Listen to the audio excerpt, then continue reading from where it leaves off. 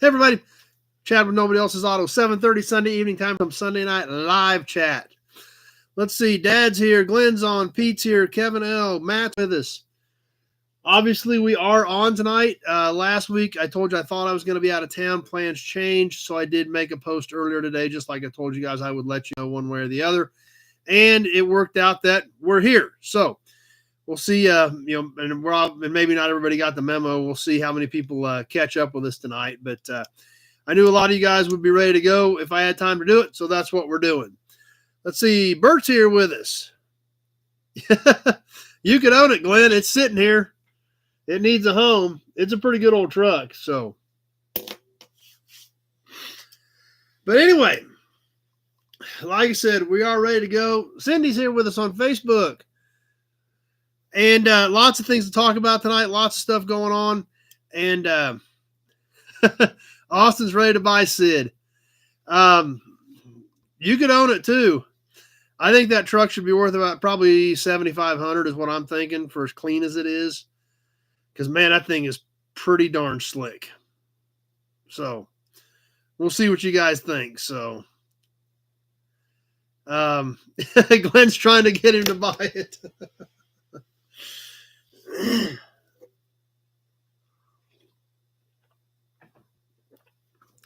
Billy Bowman made it tonight. Glenn's getting ideas, so Glenn's probably ready for anybody to buy it. Big Job made it. Bill Disk's here with us. There we go. A few of you are getting on. I was kind of wondering if anybody saw the notice today when I didn't have hardly anybody waiting before we pulled the trigger tonight. But it looks like everybody's coming around. There's Nate. And we've got some viewers on Facebook tonight. So hopefully everything is working on Facebook. You know, Facebook's kind of a crapshoot here lately, but hopefully we're going. There's David. Brett and Heather's here. Jim's on. So anyway, all right, we're ready to go. As always, a little bit of housekeeping. Please double check please double check your message before you hit send. If autocorrect changed it into something that I can't make out, I will skip it. I don't catch all the comments, but I do try to catch most of them. But if I can't understand it, I have to skip it. If you're on the Nobody Show Facebook page, I cannot see those comments. This is a shared video from the Nobody Else's Auto Facebook page. If you want to comment and participate in the auctions, you will need to be on the Nobody Else's Auto Facebook page or the Nobody Show YouTube channel. If you just want to watch on the Nobody Show Facebook page, you're perfectly fine. So there's Dan from Defiance. Loader Mike is here. Trolls, we had a few trolls again last week. It's inevitable. We're live. There's nothing we can do about it. You guys do a great job of running them off. We've got Pete and Kevin L helping us out with that. But it's inevitable. All we can do is make sure we know they're not welcome and try to get rid of them. Fireball's here. Justin, my cousin's on. Super chats are great. And ads, we are definitely dealing with ads. There's nothing we can do about it. I've got it set at moderate, which is all I can do. Or is it moderate? Or the lowest setting. But there isn't much I can do with it. Bill Wagaman's here. Waycamp's on. So we'll have to kind of see how things go with the ad thing. So throw a share out there. Let your friends know that we are on and ready to go. Mike from was there with us on Facebook. Here from the best coast, West Coast. Okay. John Sanderson's on. Great group. Looks like everybody's finally getting caught up with us that we're going tonight, since I kind of told everybody we didn't think we were going to be. But regardless, we're here. We're ready to go. Let's have some fun. Hit the like button. Appreciate that, Glenn. First off, the Nobody's Facebook page, the Nobodies, right here. Love seeing what your guys are doing on there. Nate had a great post the other day that was kind of different about what you do to support your addictions. He's a body tech. He had a Nissan or something cut to 1,000,000 pieces. So pretty cool seeing some of that stuff on there. Bill says, keep it short. He's got to go. Brett's got a little bit of delay, so you guys might need to hit refresh as well to make sure that you're staying current and up to date on there. But the posts on the Nobody's page, like I said, I don't stop and comment on them, but I do pretty much look at it every day, and super cool to see what you guys are throwing up on there. So if you're not on the Nobody's page, be sure to jump over there. Andy and Zach, Rusty Okie and Whiskey Business, they help us out with that, answer the questions, and they will get you in that group. So sounds good, Bill. Looking forward to it. Leo's here with us, working on his 91 S10. Scott's here on Facebook. So still super excited about that and love seeing what you guys post. Some of you guys are, as you get your boxes, Bert Sr. with us on Facebook. As you're getting your boxes and hanging your auction stuff in your man caves and your garages, those pictures, what you guys are finding, it's been a really cool deal. So huge shout out to Rusty Okie and Whiskey Business for helping us out with that. But it's cool the way I see it's coming along and coming together. Speaking of coming together, the discussion about having another gathering of the nobodies has come up and seems to be definitely a consensus that want to do it again. So we need to probably start working on that. Kind of curious as to what everybody thinks, whether we have Pete send out an email to get some ideas or a survey, or whether we put a survey on the No Buddies Facebook page, something along those lines. That late April seemed to work, other than the fact that it snowed that day. But I mean, sometime kind of in that window before everybody gets super busy into spring. Charles is here with us. Joe's on Facebook. So we kind of need to kind of start thinking about that so people can plan. We literally patched that deal together in about 60 days last year. And fortunately it worked, and it worked great thanks to the help of a lot of you guys of making it happen. But we kind of need to, if we want to do it again, we need to plan ahead a little better. So keep that in the back of your heads, because probably sometime here within the next 30 days, we need to kind of put a plan together on that. So keep that in mind. Curious as to your thoughts, or if we ever want to do it. I mean, every time it's come up, everybody says, let's do it.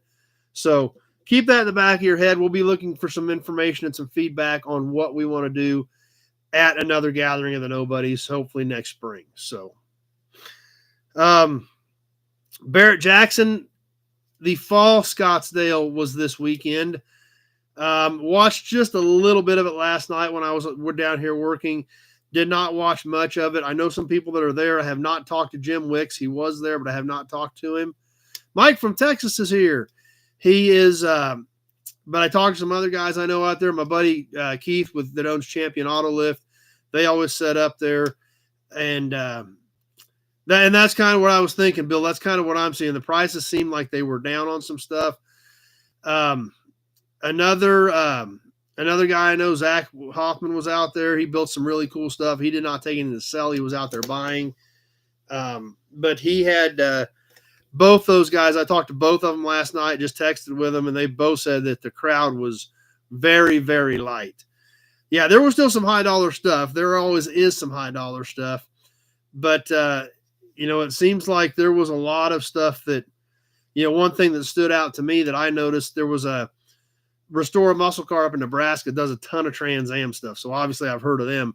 There's number one. They had a black 77 Trans Am with 10,000 actual miles on it, and it sold for $49,500, which meant the car hammered at $45,000. So 10% buyer's premium, so $49,500, which meant you're taking 10% off the backside of that, which puts them back at $40,000, $40,500. And then you've got, and that was a Saturday afternoon car, and you've got to buy those slots. Barrett doesn't give out Saturday afternoon and Saturday evening slots. You have to pay for those slots. So they probably paid, I don't know what they are now, but I know several years ago, those like Saturday afternoon slots were like $2,500 a slot. So I'm guessing they probably weren't too happy with, walking out of there with under $40,000 for a 10,000 mile black 77 Trans Am. So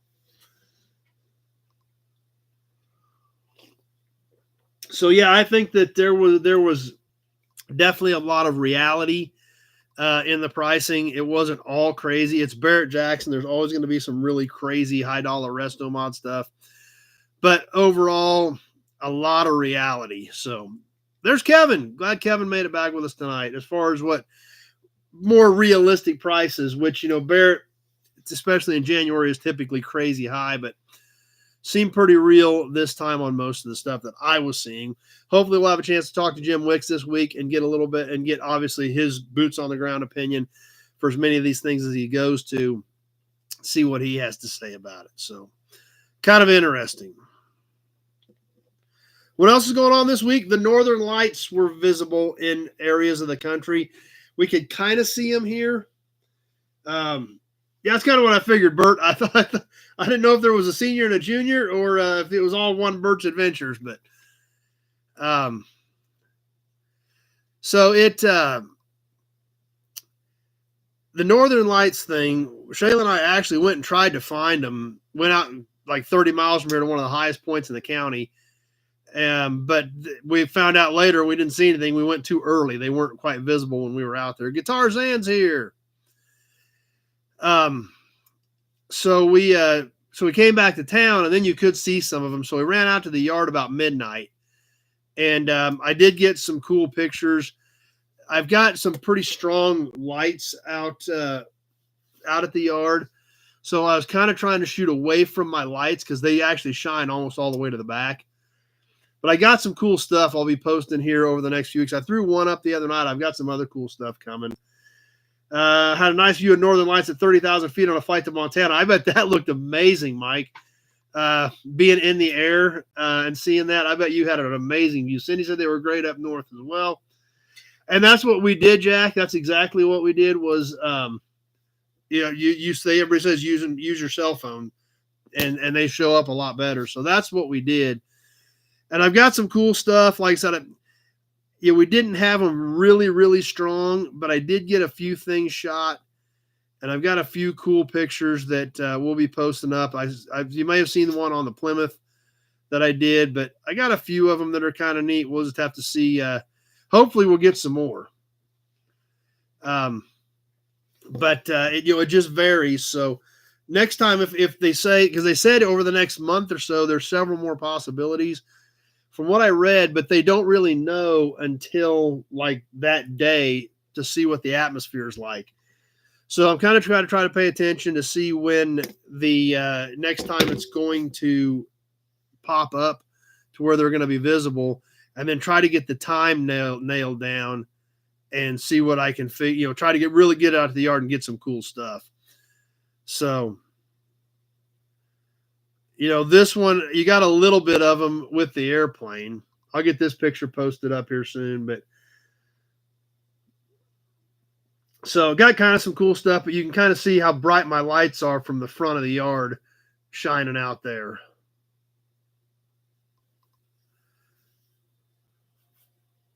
So hoping to get better Northern Lights pictures sometime soon.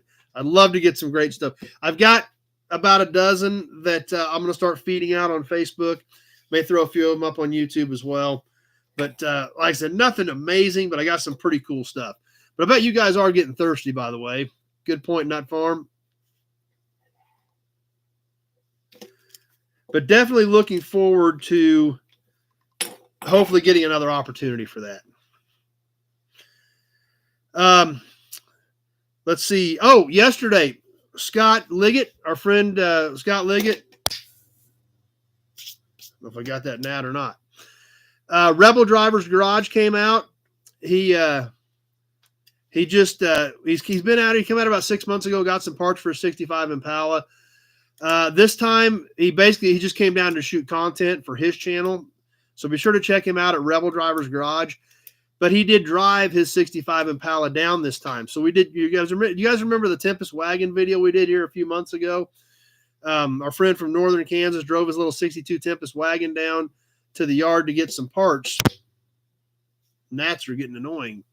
I think I got most of the flies. I've been whacking flies in here all night before we got going. So, yeah, lots of great comments on the plane picture. Thanks, guys. Appreciate that. Like I said, I'm hoping to get some more cool stuff. So, but since he drove the 65 Impala down, we did kind of the same thing we did with the Tempest wagon.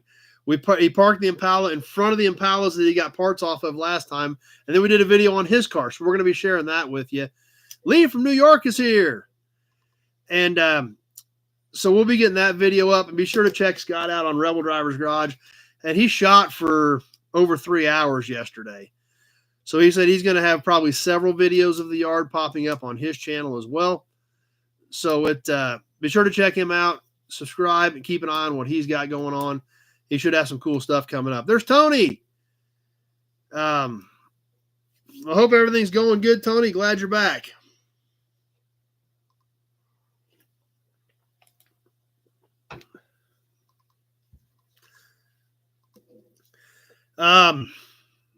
Some other things I've been working on. If you're another channel that I'm getting ready to put a bunch of content out on, speaking of airplanes, Beaumont Hotel in Beaumont, Kansas. A friend of mine owns that. It's an amazing place. It's an 1879. There's Briggs Garage, an 1879 hotel that has been restored, and it has its own grass landing strip. It is one of the only places in the country where you can literally land on the grass strip and taxi your airplane through town and park at the hotel. You can go right down the street. There's a stop sign. You got to stop at the stop sign and taxi up, park, stay at the hotel, get lunch, whatever you want to do. But the Beaumont Hotel in Beaumont, Kansas, check out that YouTube channel, guys. Check out their Facebook page. Give them a subscribe and pay attention. I'm going to be putting some content up on there for them. They also have a Twin Beach on display. Their Twin Beach is much more cooler than my Twin Beach. It has a much more checkered past. So we've got some content on their Twin Beach as well. It's kind of like everybody's got a Twin Beach. You know, I got a Twin Beach. My buddy at Beaumont's got a Twin Beach. Doug Prey at Auburn Court Duesenberg's got a Twin Beach. You got to have a Twin Beach out front, I guess. I don't know. But, and I've got a cool video coming on that airplane. But has anybody seen the movie? I think it's called American Made with Tom Cruise. Anybody ever seen that? I've never seen it. But it's kind of an interesting story from what I've heard. So curious if any of you guys have seen the movie American Made with Tom Cruise. Big Job hasn't seen it. I haven't seen it. I've just heard about it. I know Pete has, because a lot of this happened right down in Pete's neck of the woods, actually. They've got a ton of aviation memorabilia on display in the hotel. That's right. There's Neil. I had changed of plans, Neil. I threw a post up earlier today that we were going to go. Bill Diss just subscribed. Awesome. That's right. Fireball. My cousin Justin got it. It is a great movie about drug runner Barry Seals. Scott's seen it. Yep. This Twin Beach on display at Beaumont, the actual plane, was owned and was part of Barry Seals' gun and drug running fleet of airplanes. So it's got a pretty interesting past, but that's where this plane came from. It was one of his fleet that was running drugs and running guns out of Central America. So we got some stuff coming up on that plane. So a few of you guys knew about it. So check them out. I'm going to start feeding that content out. I've got about 5 videos shot for them, as well as some shorts. So we're going to be start putting that content out this week. My buddy that owns it, him and I have been working on the text part of what we're going to put in it, things like that. So we've got some cool stuff coming. So show those guys some love. I'd appreciate it. And if you're ever traveling through Southeast Kansas, be sure to stop and check it out. Grab some food. If nothing else, walk around, check out the memorabilia, check out the planes, grab a T-shirt. It's a pretty interesting place. Built in 1879. The Frisco Railroad ran through there. The original wooden water tower that was built in 1885 is still standing. They've got an actual caboose. Remember when they had a caboose? They've got an actual caboose there. Cool place. A lot of neat stuff that is well worth checking out. So we're going to be putting some content up there. Appreciate you guys subscribing. Keep an eye out on what we've got coming there.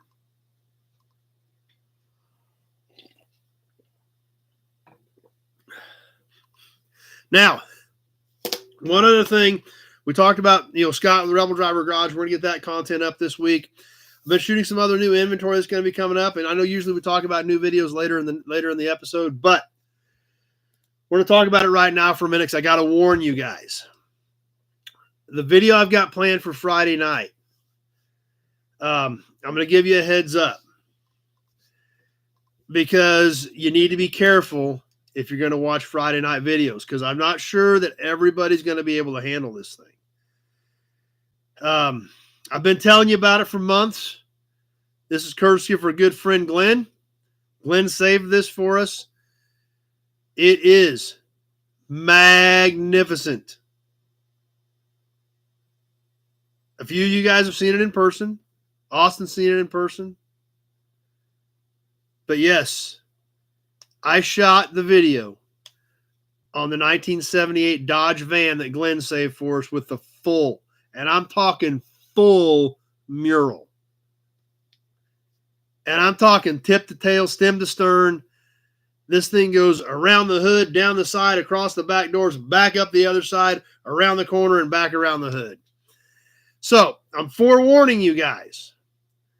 Be prepared. Take a deep breath. Grab a beer before you click on it. There goes the hearts. Awesome. So, yep, Austin's seen it. So it is so cool. It really is. Now, yep, that's right, Briggs. I knew you guys had been. And the problem was, since they actually hauled this thing in for scrap, they had thrown mowers and some small engines and a bunch of junk inside of it. So I wanted to get all that stuff out of it. Now, the inside of it is empty.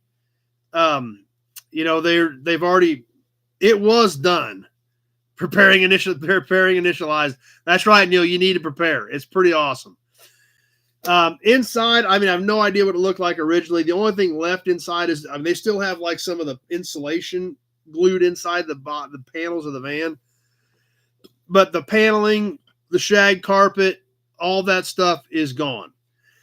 And for as cool as it would have been to see it in all its magnificent 70s glory, I'm thinking it's probably for the better that it's all gone. Because you know, the dude rolling around in this van in 1978, he wasn't alone very often. So you know that all that shag carpet had more DNA in it than a forensics lab. So I'm kind of glad that somebody has already pulled all that stuff out years ago. So it inside wasn't as exciting, but the artwork on this is absolutely stunning. It is so amazing. I don't know how they came up with this mural.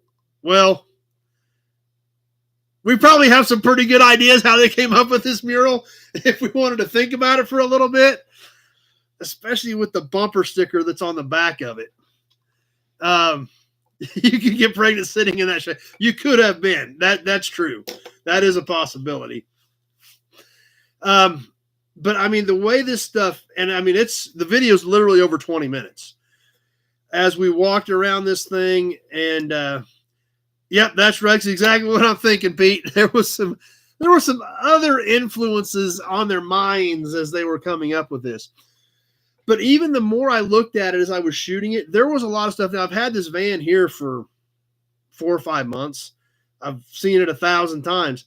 But even as I was shooting, even as I was going around with the camera, I was seeing details that I haven't seen. And I've looked at it 1,000 times. The way it ebbs and flows, and it's just all the way around. This flows into that, which rolls into that, which rolls into that. I mean, it's just, like I said, and it's just wild. That's right, Austin. Even the ladies are pretty cool. I've got, I do have some shorts, some teasers that I will be putting out throughout the week. And it's, like I said, it's something else. I'm extremely excited that Glenn saved that for us. You know, when he sent me the pictures, he's like, I can't crush this thing. You got to own it. And I was like, well, no, you can't crush it. So maybe I guess I do need to own it, but it's kind of like, so I own it. But like I said, it's amazing. I mean, when this thing was done, the work that went into it, absolutely crazy. So be prepared. It is shot. It is already uploaded, and it is ready for Friday night. But I wanted to give everybody a heads up, a fair warning before you push that play button to be prepared. Better be in a comfy chair, have a beer, be ready to go, to be ready to take in all of that magnificence, because it is a lot to take in. I mean, you're really going to have to absorb it. So, anyway, that's what's coming up. All right. Bert's ready for another badge. How about that one?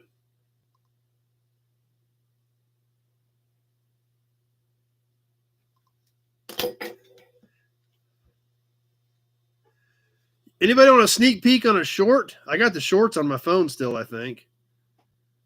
Oh, yeah, I got the shorts on my phone. Anybody want to see one of the shorts? A sneak peek on one of the shorts? As we get ready to move into new inventory, we've got a knockout promo model coming up, guys. Bill's ready to see it. The promo tonight, absolutely amazing. Badges, caps, story time. We got a lot of cool stuff coming up. Okay, here is one of the shorts.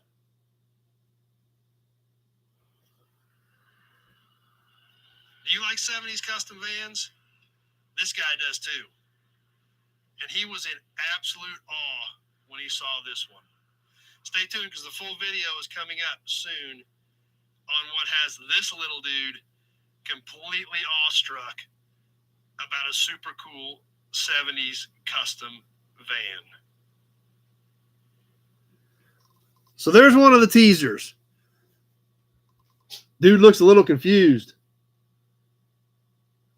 It is far out, man. That's right, Guitar Zan. You are exactly right. It is far out.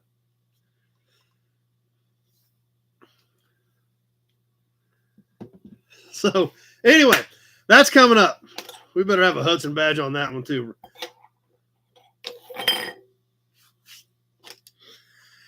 All right, new inventory. Like, as you guys well know, you guys are already getting excited about the short. So, I am starting to kind of get somewhat back on a normal schedule. There's Kenny. After the auction, obviously, as you guys know, the F&D Collector Auto Auction pretty much takes a couple weeks out of my world. So now that that is all done, I'm down to 2 cars left to ship. Chris has been paying all the bills, making sure we got all the expenses covered. I figured up all the beer costs, what we had in that, and the license, got all that sent to him.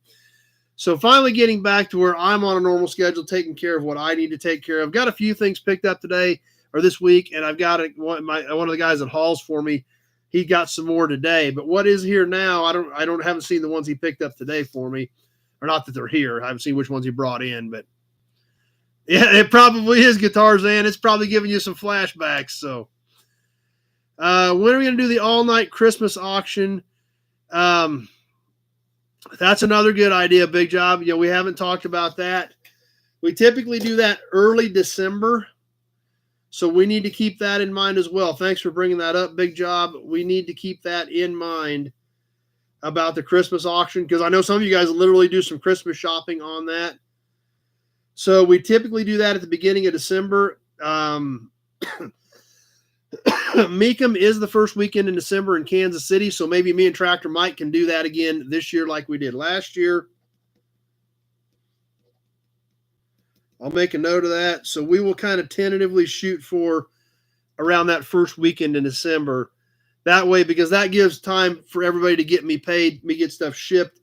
And like I said, so I know some of you guys do give some of that stuff away for gifts. So, yeah, right. It's like we like to buy for our friends. Like, yeah, because I know you're buying your own Christmas gifts, but hey, that's cool with me because I do the same thing. So, yeah, except it's the weekend before that, Austin. So, I don't remember the exact dates, but I'm sure it is the weekend right before that.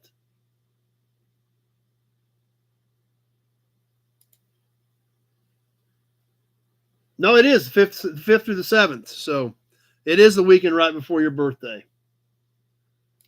So, yep, that'll be a good time. The Nobody Auto shirts, yeah. Okay, yeah, 9th is the Monday. Perfect. So you've already scoped it all out.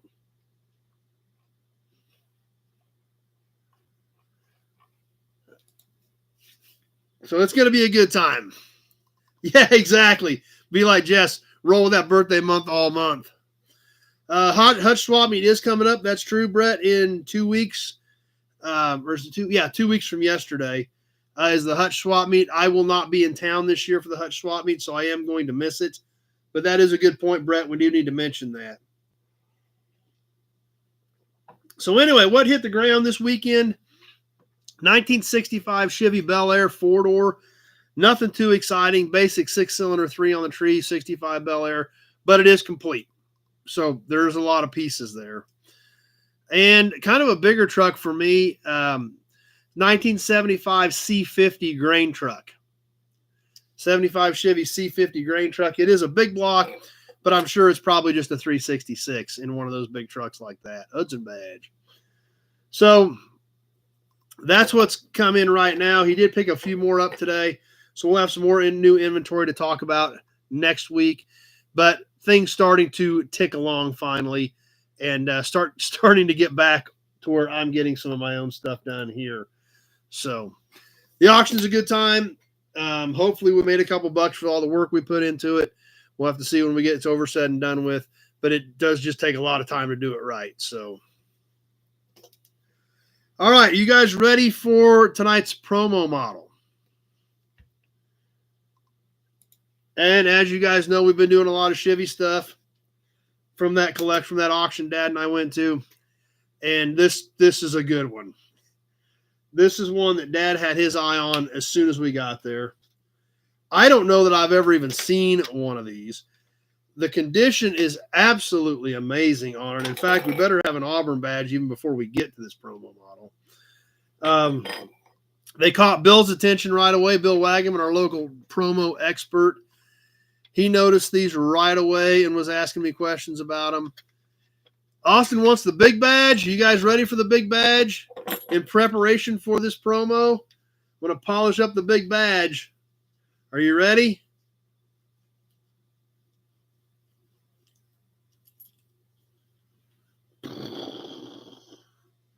There it is. The massive 1934 Auburn Salon 12-cylinder bumper badge. In your face.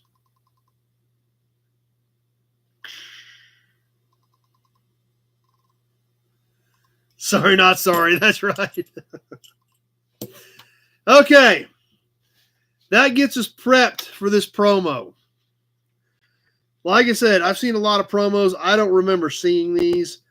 I know they made them, and I've probably seen some before, but never up close, never personal, and darn sure never this nice. And this is a different one.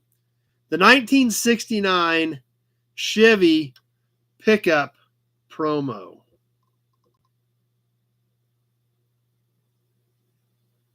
And this thing's about as good as it gets. There were no boxes for any of these. Tailgate opens.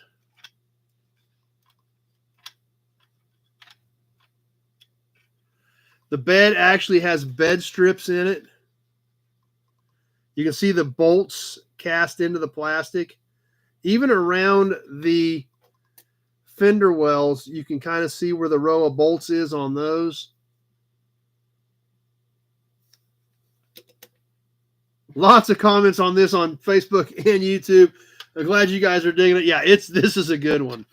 The tailgate has the wide trim on it, if you guys can make it out. The taillights actually are part of the bumper. Instead of red lenses, they just have them chrome, and they're part of the bumper.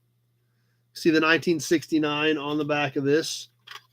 The bottom side, as with all these promos, just basically one piece of molded plastic showing some detail.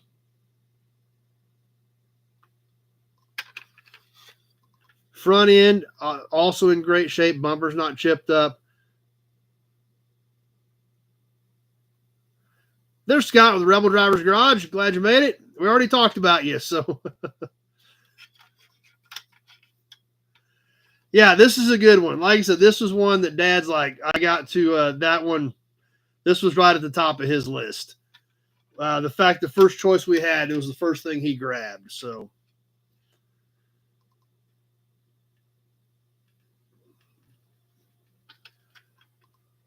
and actually, something I just noticed as well, I don't know if you guys will be able to make it out or not.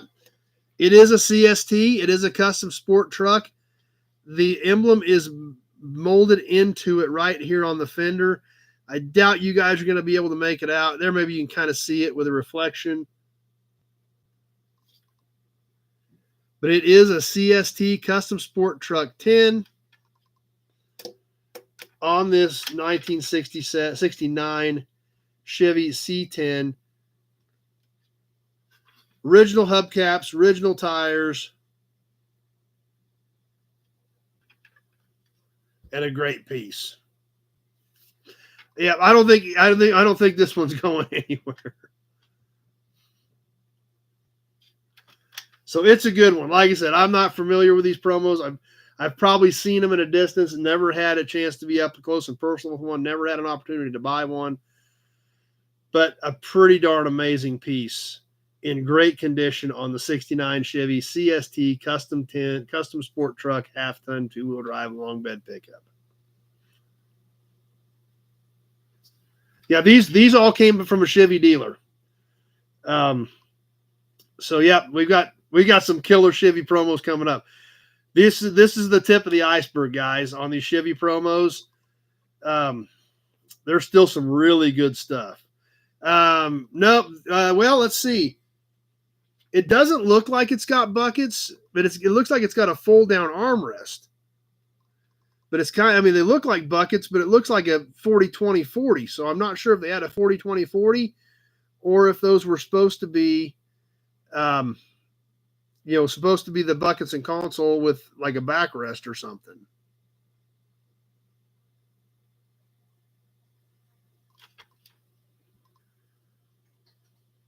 But regardless, a great looking piece and a great addition to the collection.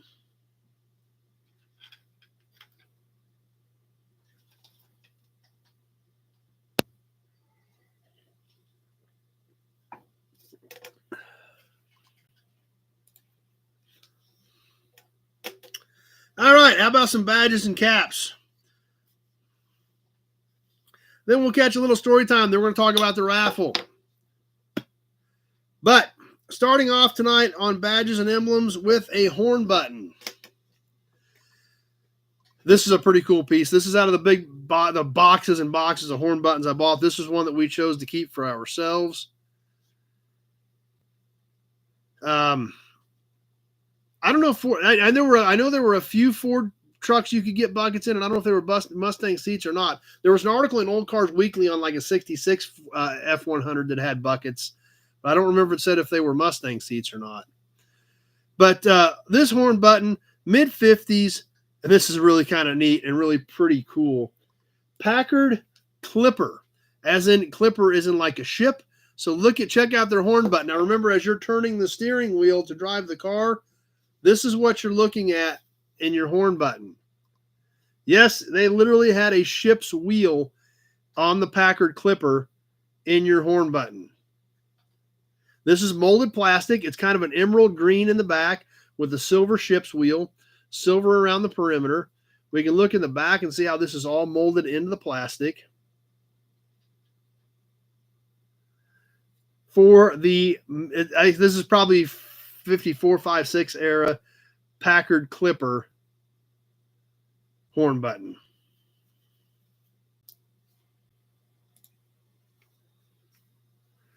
So there again, definitely neat. A lot of style.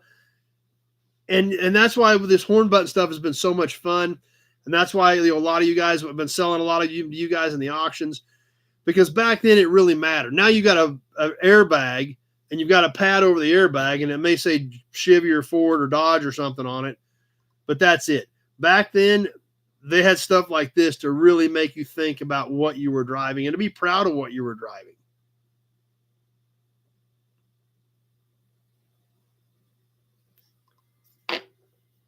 So I thought that was kind of a cool piece. Obviously, you guys did as well. The next emblem we've got, I thought this was kind of cool. Going back to the mid to late 70s, I found this in one of my emblem boxes. I hadn't seen these in a long time. And I know a lot of you guys are going to recognize this instantly, but it does not, if you didn't know what this was, this is a pretty weird one. So we're going to show it to you first. Check this one out. Yep. If you're not familiar with these, you're not going to know what in the heck this thing is. I'm sure some of you Chevy truck guys recognize it instantly. But Pete loves them. Yep. I figured Pete would, for as many Chevys as Pete's got, I figured he'd catch that one. The mid to late 70s era Chevy Camper Special. This was the molding that went around the back of the truck, went below the back window, came right around the cab corner, right at the door. That's where this emblem would have been. Basically looks like a tent for your Camper Special Chevy truck. And this is a small badge, but it was easy to notice. It's only 1 3/4 square, a little under 2 inches. But when you walked up to the door to grab the door handle, you were literally staring right at this. It's aluminum. It's a cast aluminum emblem. This one was actually stuck on with double-sided tape. This stuff used to be super common. You'd see, when those old square bodies used to be dime a dozen. They were literally everywhere. But these, there again, this stuff is starting to dry up. It you don't see it as often anymore. So when I saw this, I was like, this is pretty cool. We ought to touch on this too. So that's what we've got for tonight. The Packard Clipper and the Chevy Truck Camper Special.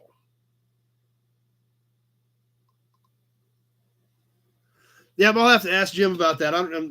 I know he knows some about Ford pickups, not near as much as he does about Mustangs, but we'll run it by him, see what he says.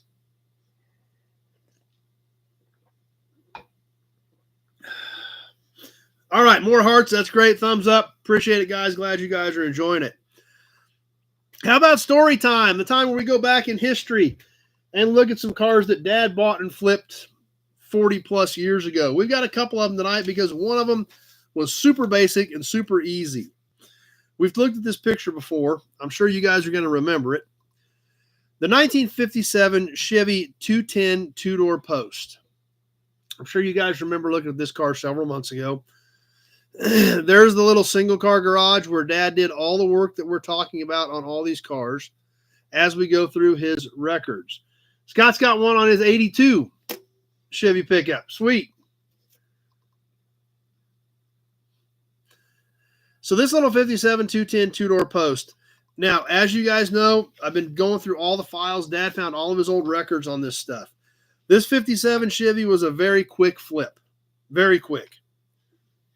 Basically cleaned it up and advertised it. His entire that's the entire record sheet on the 57 Chevy.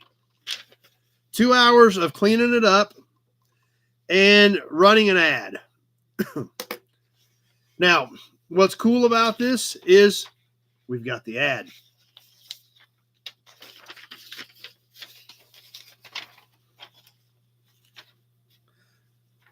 From the Great Bend Tribune. Dated August. Ad starts 8/27 and ends 8/29 of 1978. So, all it said, 1957 Chevy two-door, $400. See at 2210 25th. So we actually have the copy of the ad that he put in the newspaper.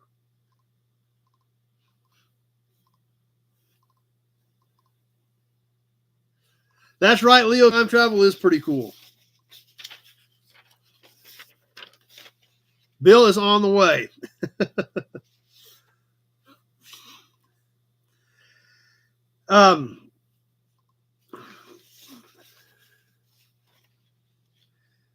Cost of the car was $75. For as crazy as that sounds. He had the couple hours in cleaning it up and the cost of the ad and some cleaning supplies. So He had $80.75 in the car.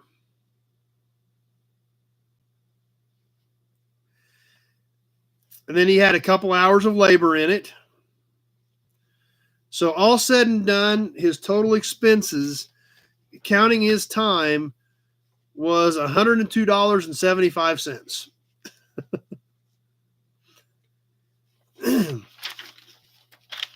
So they put the ad in on August 25th. It ran August 27th, 28th, and 29th.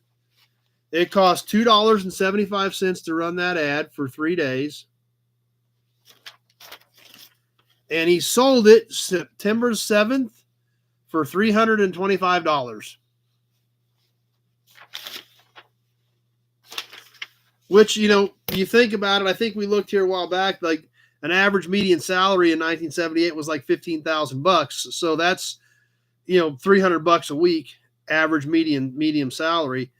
So that was like an extra week's worth of income, just boom, like that. So kind of crazy to think about.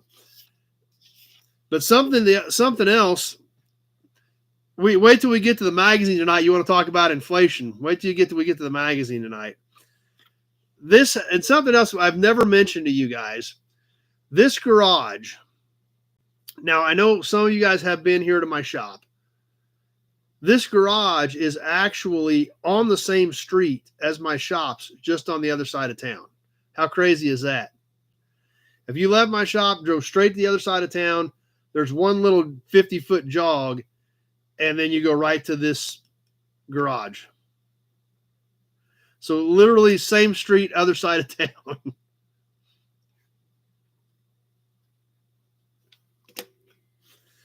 So since there wasn't a lot on that one, I went ahead and got another one out tonight. You want another one, or you want to wait till next week? You guys tell me.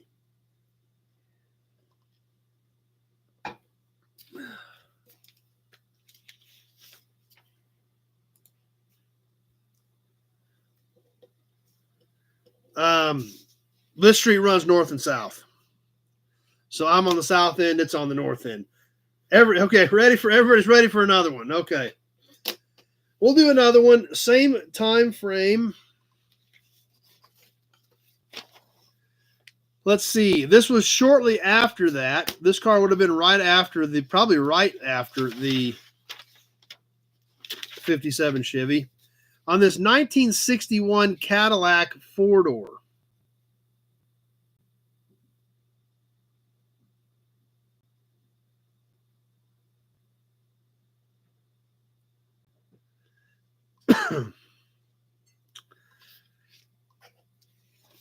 It said repair rust and paint, clean up car, advertise it, transmission fluid, mount 3 tires, and repair a fuel leak.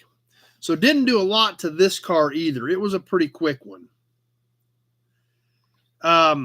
He traded some parts for the car, and didn't have a lot of work to do. Like I said, obviously, repair rust and paint. He had 6 hours in body work.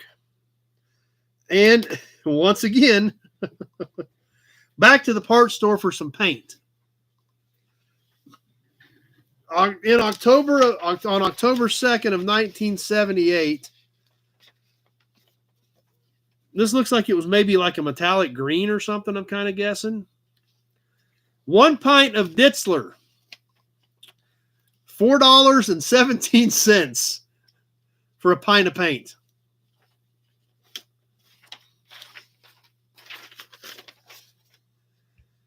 So basically that was it. Had to fix a few spots of rust and a little bit of paint and clean it up and put a couple tires on it and send it down the road.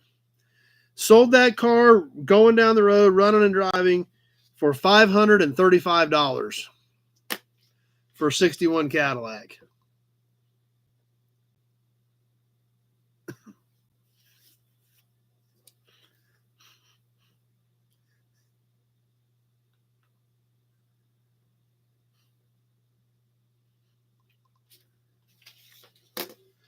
So since those two were pretty short, I figured we'd squeeze 2 of them in.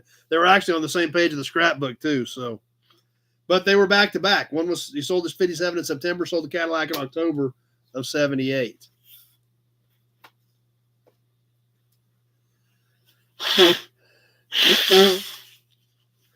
Bringing back some memories for Matt as well. That's the whole point of doing this stuff. So that wraps up story time. How about the raffle? Let's see who got in this month. And we're going to talk about what else we're giving away. Obviously, we're giving away this amazing Structo for the first name out of the big Buick oil can. That's it. It was green. Okay, that's kind of what it looked like to me.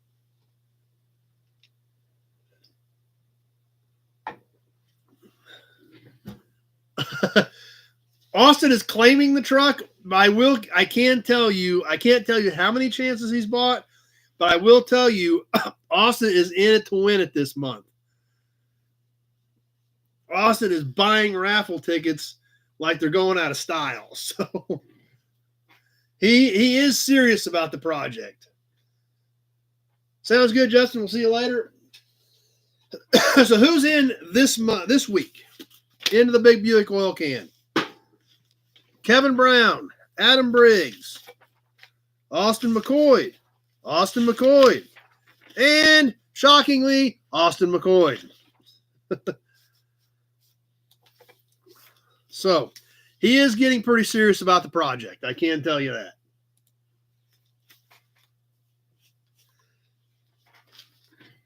So we got the big Buick oil can. How about we grab that other oil can and give away one of the emblems or badges inside of it?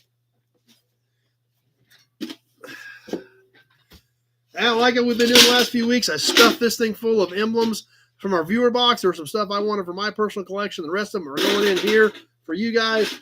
Let's see what we got for a bonus raffle tonight. How about this one here, whatever it is? They're stuck together. Century, something for our Buick fans.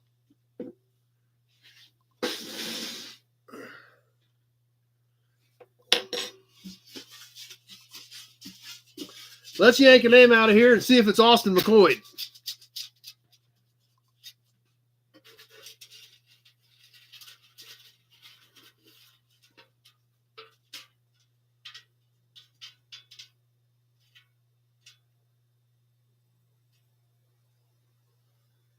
And it is Austin McCoy.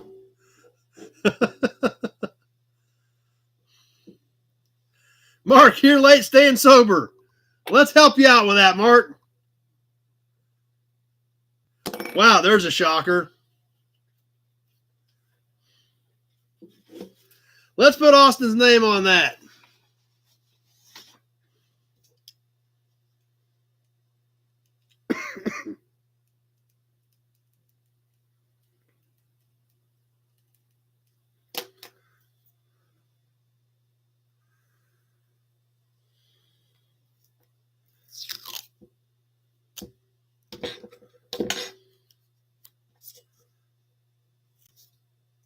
Here's what's probably going to happen, guys.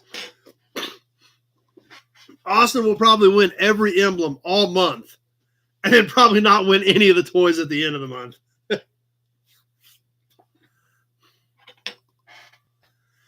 Speaking of toys, I was looking around trying to figure out what to go with the big truck. And usually we do like a small, medium, large, 1, 2, 3 type thing. Well, I was having trouble coming up. I found some other stuff that was like really killer, but could be like its own raffle. Or like some of the bigger Tootsies, like the 5-6 inch Tootsies. I was like, well, I don't want to just do one of those. So here's what I think I'm going to do. Let me go grab this stuff. You tell me what you think.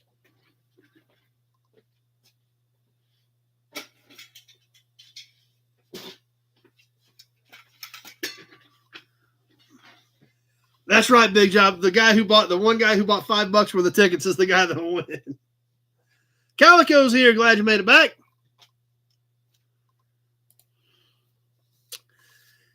So, since I couldn't find something like cool medium size to go with it, how about we do this? I thought we would just go ahead and do an extra. How's that? Since we're going to smaller Tootsies, I was thinking about doing a bus an Econoline, and another truck. So since they're smaller, I think we'll do 3. So we'll give away an extra prize. Is that cool with everybody? And then, of course, at the end, we will draw one more name for the first batch of tickets going into next month's raffle. So these are smaller, but we'll give away an extra. So we're going to give away 4 prizes, if that's cool with you guys, instead of having, 3 tiers in there. So I'm assuming the first name is probably going to want the big truck. Then second, third, and fourth, we'll choose out of these as we're going as to what they want. So thought we would do it a little bit different this month. Since I couldn't find anything I was happy with in that mid-level, we'll just throw some extras in there and give away another toy.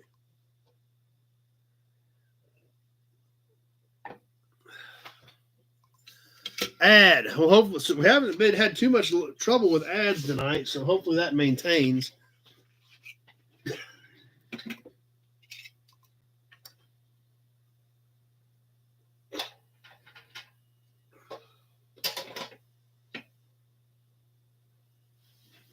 Okay.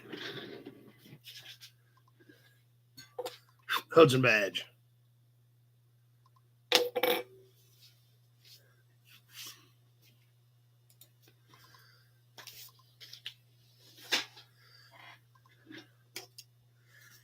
All right. With that, I guess anybody up for auction stuff tonight? We want to do a few auction pieces, even though we, some people aren't here because we told them we didn't think we were going to be on tonight. So we'll still do a few things if you guys want. You guys tell me. Mark is ready to go.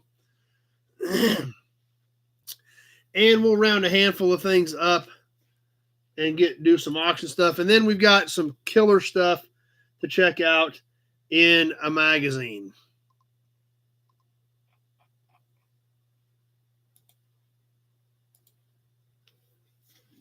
All right, let's see what we got over here.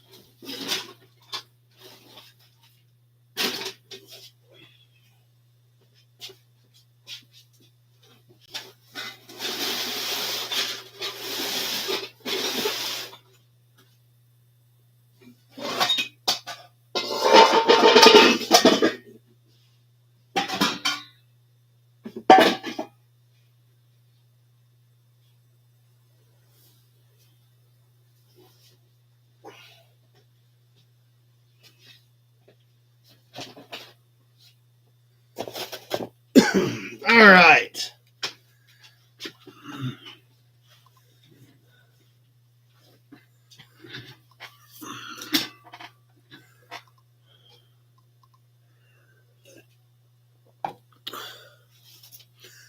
And before we get too deep into the auction, the guys who were here on Toy Tuesday, and some of you guys who weren't, Austin was the only one that grabbed one, so I've still got a couple of these left. If you want your own new old stock left foot pedal old school accessory, let me know. I've still got a couple of them left. They're $40 a piece shipped. They're brand new. Box condition varies. Some of the other boxes aren't this good. But we talked about that the other night on Toy Tuesday. I told you I had a couple of extras for anybody that wanted to add just a cool old accessory to your collection. Or I thought it'd be cool to sit it in your car at a car show and then sit the box in the front seat and make people look. We found the patent information and everything on them. So pretty cool deal. So a couple left if anybody wants one. I figured those all would have gone right away, but Yeah, it's on Toy Tuesday from last week, Calico. A couple left. Whoever speaks first gets them. So let's go ahead and see what we've got tonight. Start off with a few things.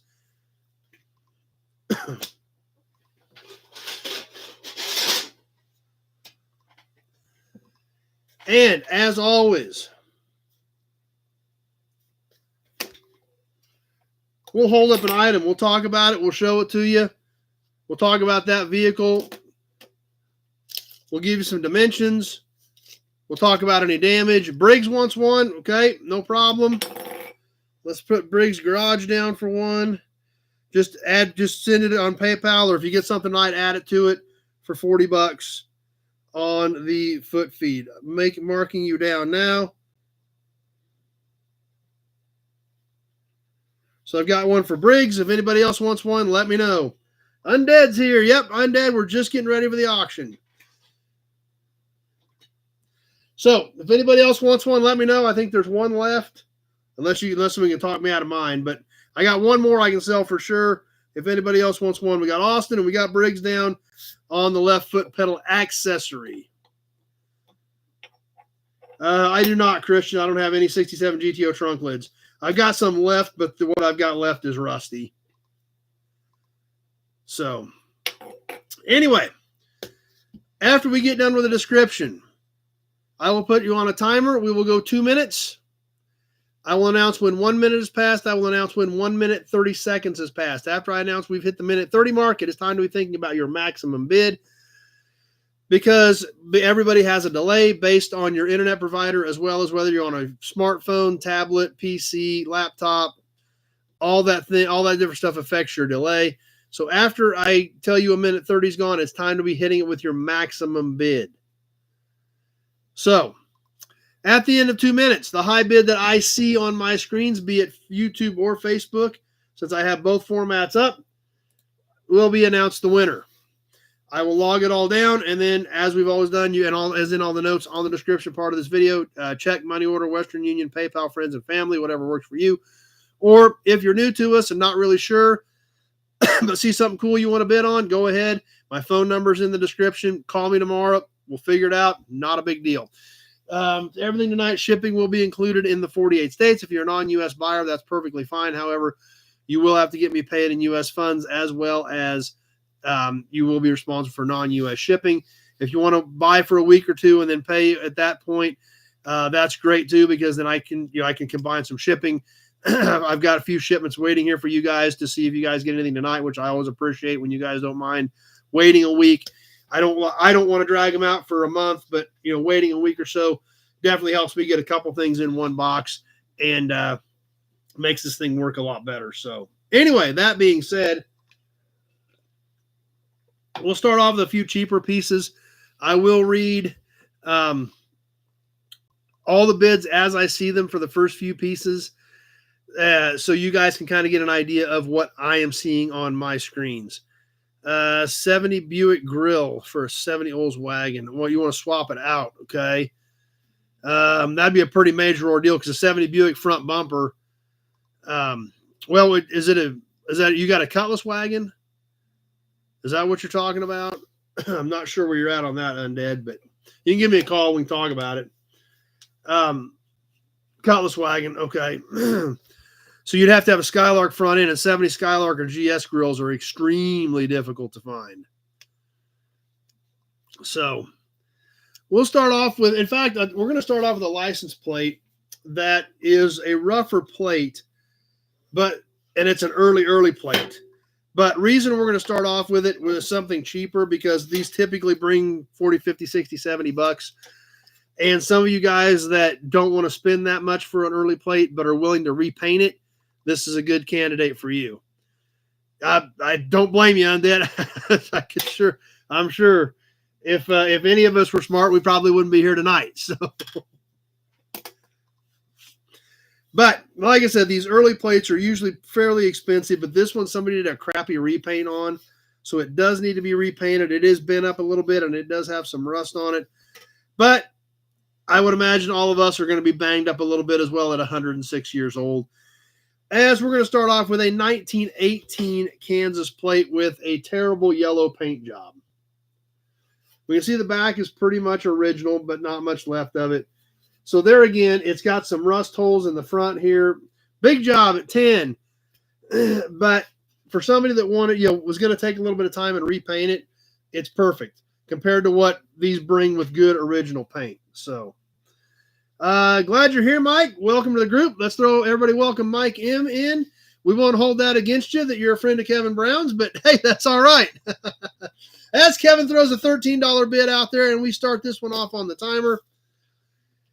This is kind of an odd size. These are a little bit bigger when we get to these early ones. 15 by almost 6. So this is almost 15 inches long, about 6 inches high. So like I said, I don't know what they were thinking. I've got another early one like this that somebody did this mustard yellow on. No idea why or what they were thinking.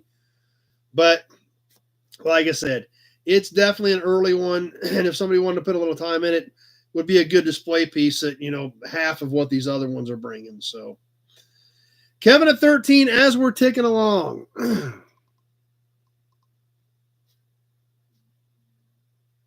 Get my notes caught up here.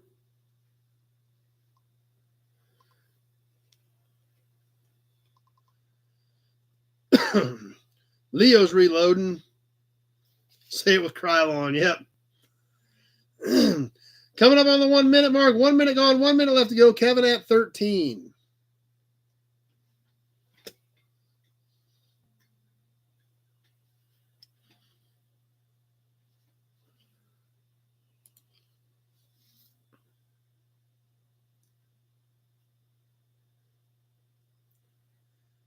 Ticking away, coming up on the minute 30 mark.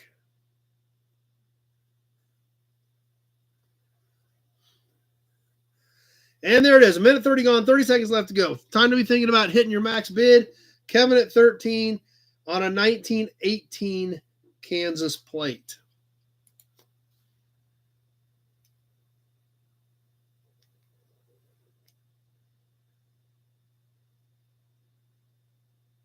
Coming out of the end, about ready to wrap it up. Kevin at 13. Big job, 17. Mark 15, big job at 17. And that does it. Big job at 17.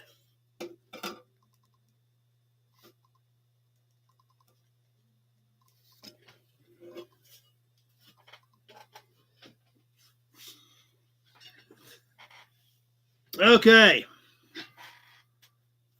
Start off with something else kind of interesting. We've done a few of these in the past, but it's been a while.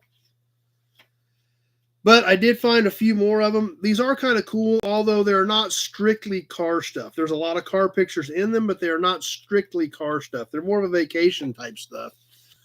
From our friends at Ford.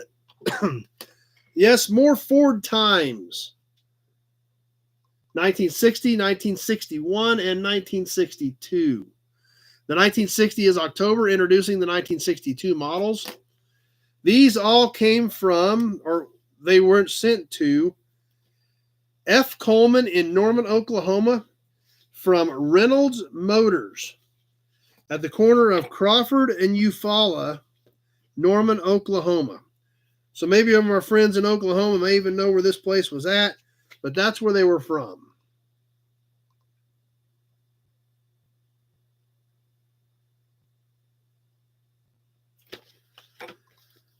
So all three of them, one-shot deal. Like I said, there's some good car pictures in these. Of course, they're all Fords. But, a lot of this is vacation guide. New Fords on Alaska highways. New Hampshire's wilderness corridors. The churches of Cape Cod. That's the type of stuff that's actually in them. Alan says Reynolds is still in business. That's kind of cool. So that's what these are up. That's what's in these. Visit the Northwest in your Econoline.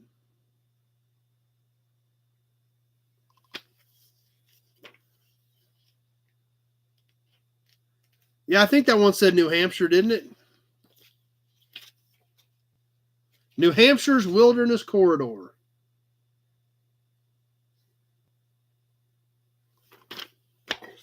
And in 62, with the 63 Auto Show edition with the Falcon convertible on the front.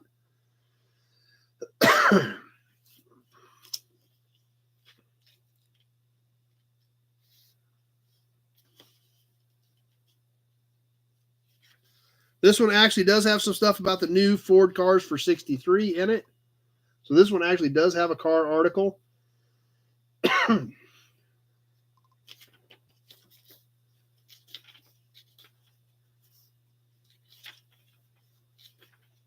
And it covers everything. Falcons, Fairlanes, some pretty cool stuff in this one. Thunderbird.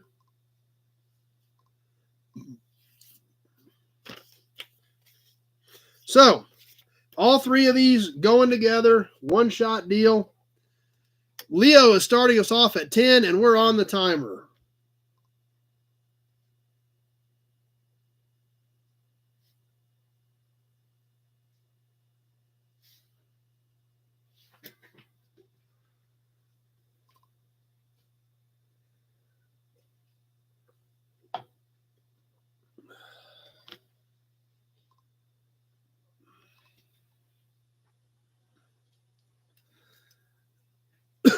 Yes, these were Ford deals.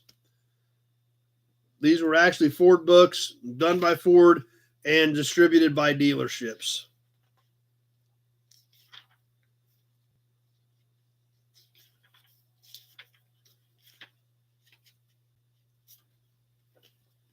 Ford Times, the Car Owners Magazine, published monthly by the Ford Motor Company.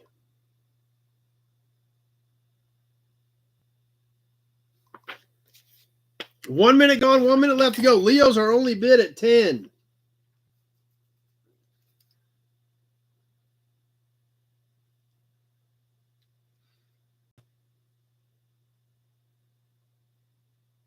That'd be cool, big job.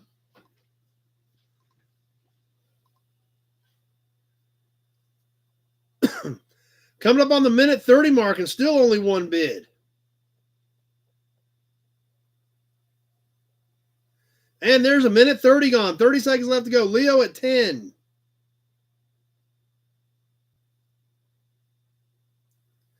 Bert, 11. Kevin Brown, 15. Big job, 19.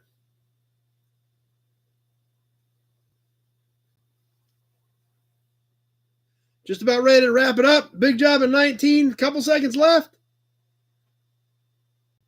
And that does it. Big job at 19.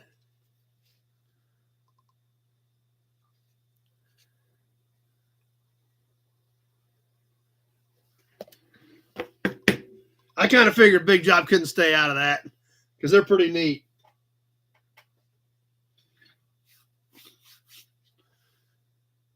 Actually, I'm going to turn my air on real quick, guys.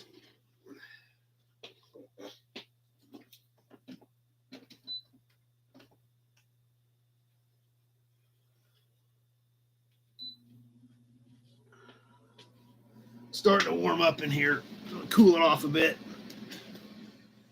Okay, what are we going to do next?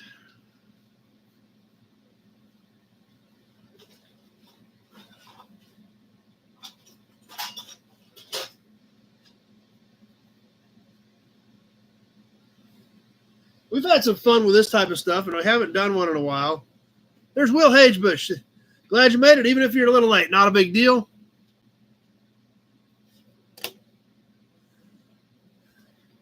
These are kind of cool. This one isn't any good as far as use, but it's a great display piece. Mark's got his heat on. It's been pretty mild here today, and that's why I didn't have it on to start with. But I think I've been talking too much. So, in fact, I'm about ready to pop out a lemon drop. It's a good idea. Now that, thanks to Pete, I've got some that were made this decade. Winning.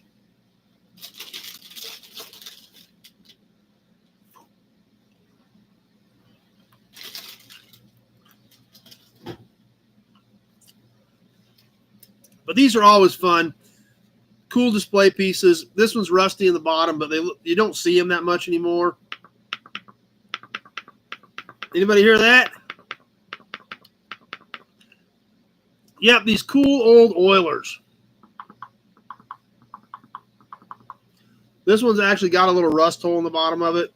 Just a display piece. Not a high dollar deal, but really cool. Great look. This one is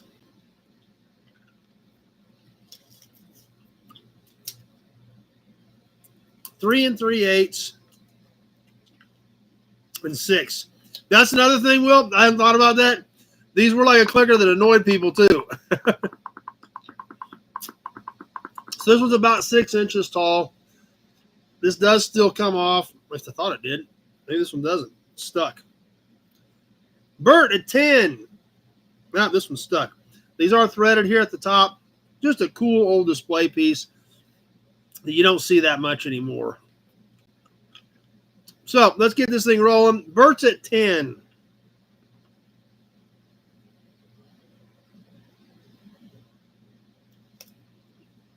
Leo, 11. Undead still uses one just to get a giggle from clients. I bet so. Yeah, I bet you're right.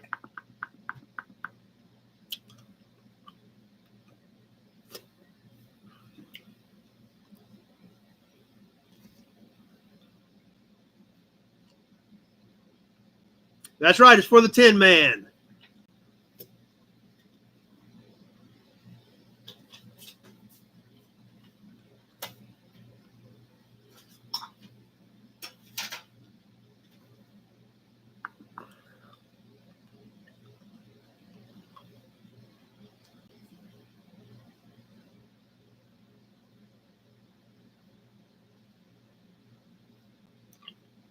Leo at 11 as we hit the 1 minute mark. 1 minute gone, 1 minute left to go.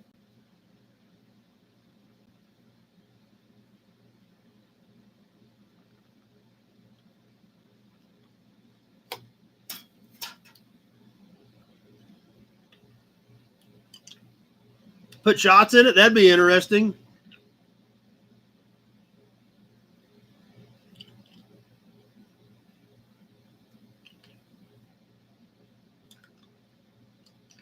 Minute 30 gone. 30 seconds left to go.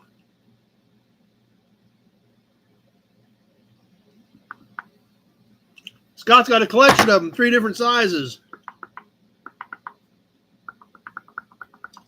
Leo at 11 as we're coming down to the end. We got a little bit of time left, but not much.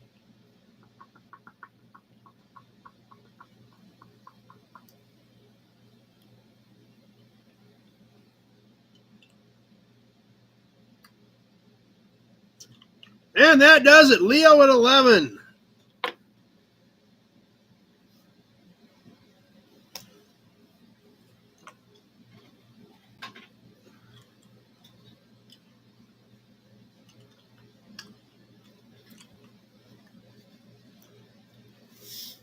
All right. Hudson badge. Let's get some plates. We need to get some plates worked in here tonight.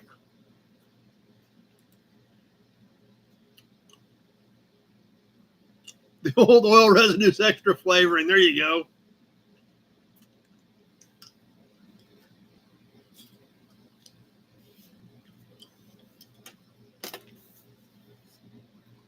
We've done some of these in the past, but it's been a little while since we did one.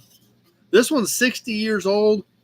Going back to our ham radio plates. Now, we've got a few ham radio operators on here.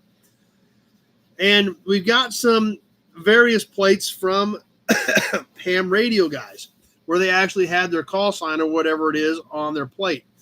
This one going back 60 years of the year 1964. And this plate looks amazing. 64, I just thought had a great blue with white letters. The white outline up here in the corner of the state of Kansas. All original plate from an old ham radio operator in 1964. Bird at 10. The backside of this thing looks great. It had a sticker over here or something, which is gone, but didn't really hurt the plate. Backside has great paint. This thing is straight. It's clean.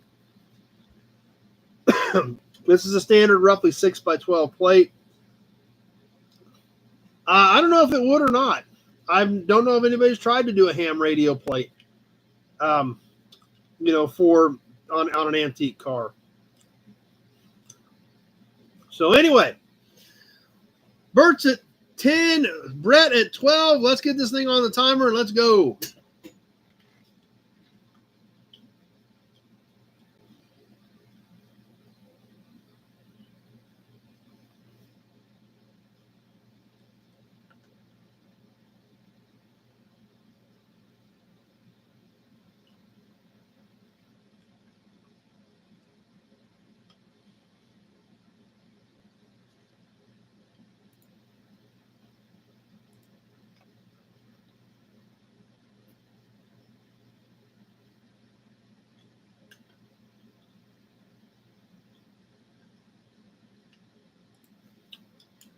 Leo's reloading. Brett at 12.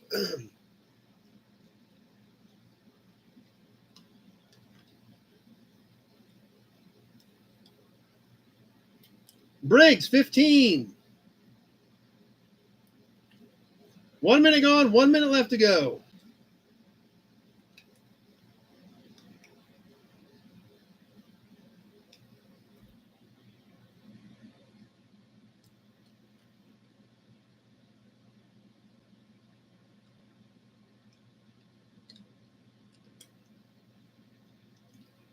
Coming up on that minute 30 mark. Briggs at 15.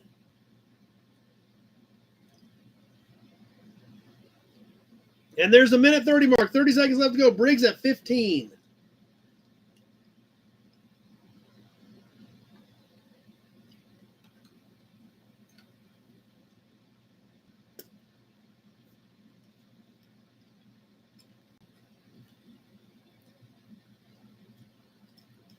Coming out of the wire, about ready to wrap it up. Briggs at 15. Brett, 16. Austin, 20. And that does it. Austin at 20.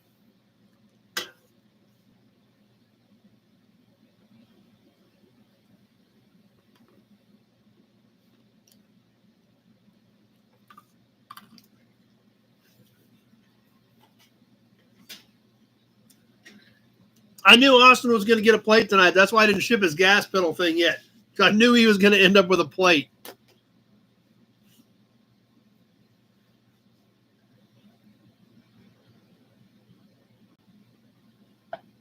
While we're on plates, let's just do another one real quick. This is a pretty wild one. This is I think it's pretty cool. I did keep one of these for myself. I think I've got two of them, all I had. I'm keeping one. I'm selling this one. We may have sold one other one a while back. I don't remember. It seems like we may have done one other one of these. But we're going to go north to the state of Illinois, to the bicentennial year of 1976. Yes, the Illinois Land of Lincoln bicentennial 1776 to 1976 plate.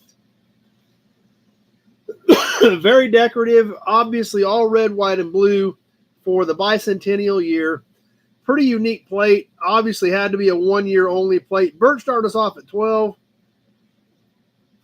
The back of this is just bare metal, so these were kind of printed with a reflective material. Probably how they got all the design work and everything incorporated into this bicentennial plate. But I thought they were pretty darn cool. Standard size, roughly 6 by 12 normal plate. It is a neat piece. Bert's starting us off at 12. Let's get this thing on the timer and going.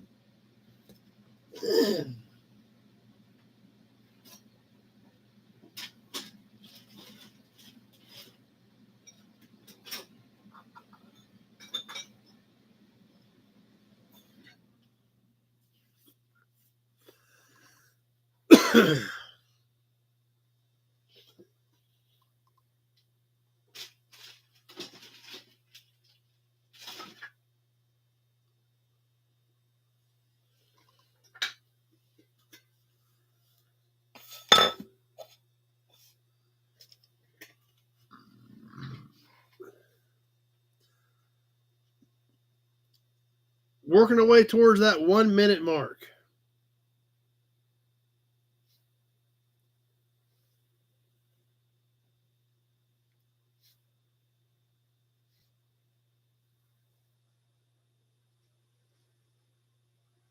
Briggs, 15 as we hit the 1 minute mark.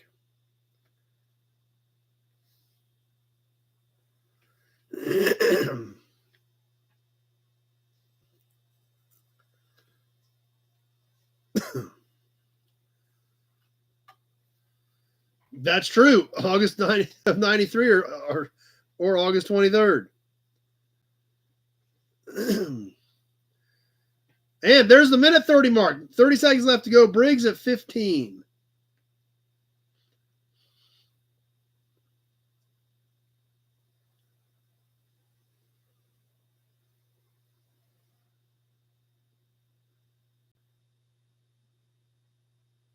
Bert, 17. A little bit of time left, but we're coming down to the end here pretty quick. Bert at 17. Austin at 20. And that does it again. Austin got that in at like 158 again. That's 2 in a row. Austin's like, bam. Bert came back at 21, but it was too late. Well, Austin's dead on because those are both hit at about 158. Not enough time for anybody to react. And it got it done once again. And I think that is a cool plate. There's no doubt about it.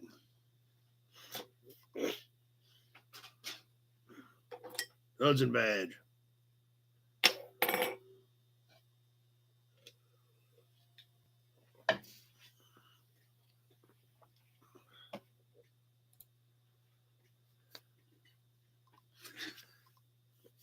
All right, how about a grease cap? Haven't squeezed in a grease cap yet tonight. May get a hubcap or two here yet as well. This is a pretty cool grease cap. It's banged up a bit, but it's a pretty neat one. The Hudson Super 6. Kind of looks the same. Not quite. Close. Not exact. But the Super 6 grease cap. This one's banged up a little bit. Over here, we can still read it very clearly. Made in Detroit, USA. Austin might need a pallet. Yeah, this is kind of an odd shape, the way this bulges out here on the side. Internal threads, as all these were, the way they sucked or the way they threaded on. Obviously, the triangle was your nub to get a hold of it. Nut Farm at 30. I believe this was still probably some traces of the black paint that this had on it.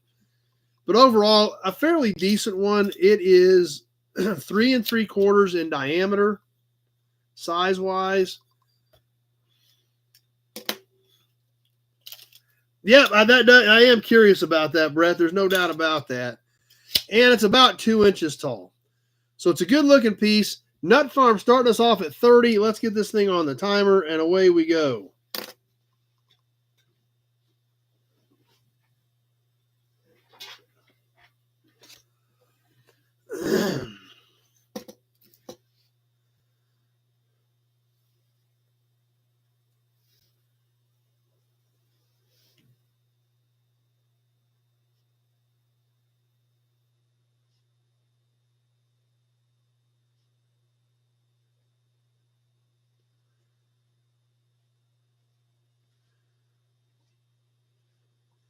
Nut Farm for the win. Yeah.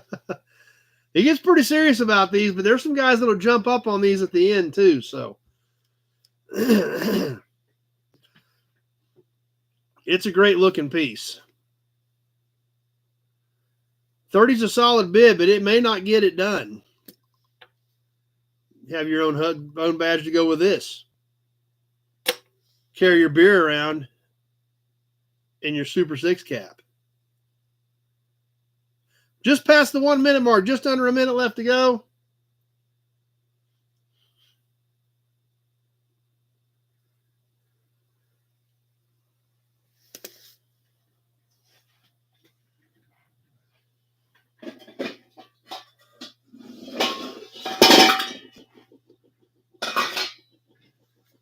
And there's the minute 30 mark, so we'll see what's going to happen.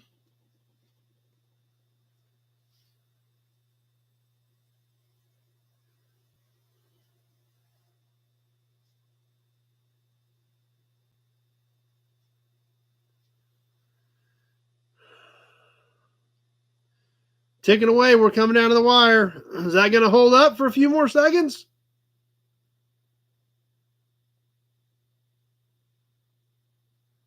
Yes, it did. I was watching that one pretty close, waiting for somebody to jump in there, but that did it. That took care of it. Nut Farm at 30.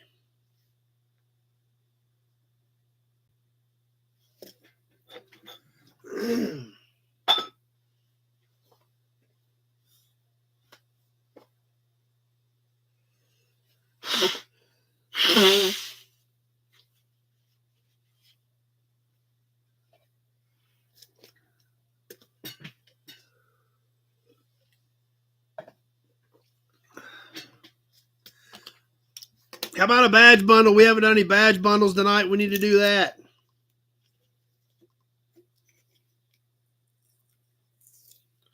How about a badge bundle for our Chevrolet fans tonight? This is a good bundle.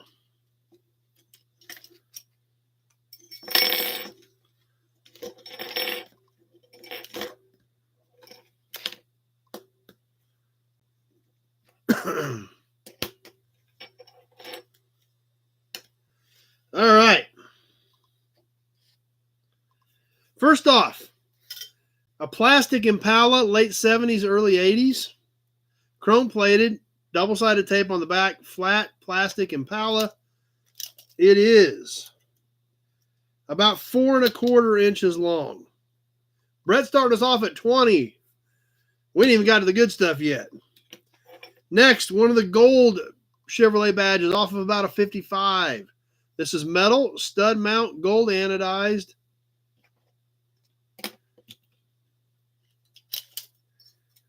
And it is about 3 inches long. Up next, we have a round Impala from an early 60s era. This is metal, pop metal, chrome plated, stud mount. And it is 2¼ in diameter. The next one, I believe this is a door panel badge off of a late 60s, early 70s. This is a small one with a plastic center. Bert at 24. I do have some car lot badges as well. This is only 1¼ inch, so this is a cute little piece. It is a pop metal base with a plastic insert on this Impala. And the last piece, I believe this is a 67 Impala rear quarter panel emblem. This is chrome plated pop metal, stud mount. The original acorn nuts are still on it. And it is 10 inches long. So, 5 pieces on this badge bundle, all full-size Chevy. Let's get it going on the timer. Bert at 24.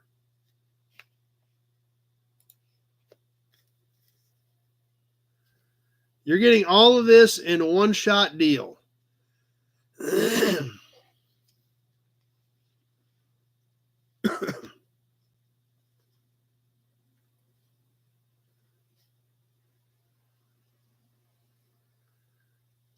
Who are stray bullets on this one? Yeah, this is a pretty good badge bundle here. A lot of cool stuff in it. 5 pieces.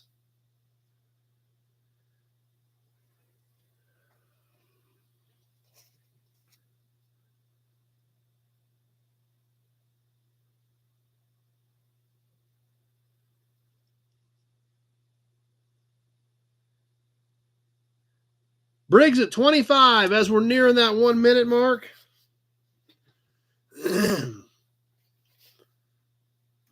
1 minute gone, 1 minute left to go.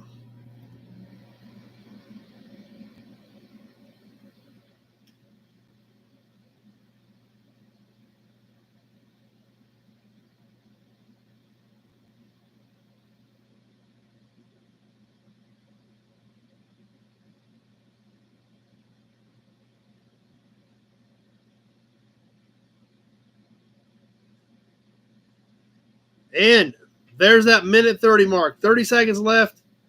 I bet there's a few guys eyeballing these. Briggs at 25. Let's see what happens.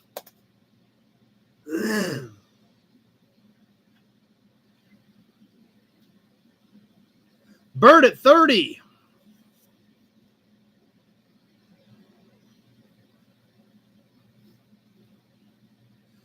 Bit ready to wrap it up. We're winding this one down. Bert at 30. A few seconds left. And that does it. Bert got it done at 30.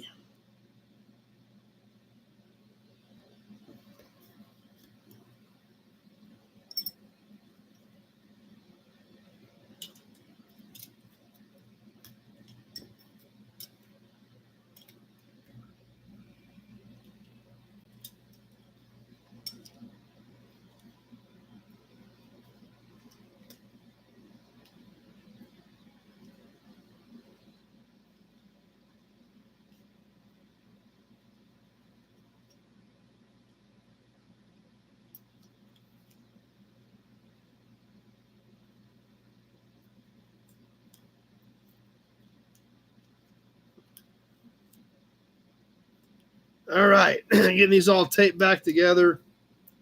No, I don't have any big bow ties.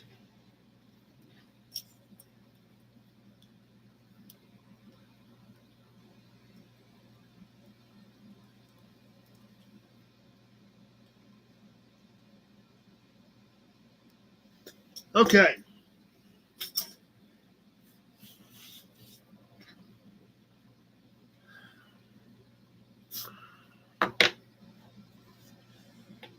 Let's catch another. Let's do a horn button.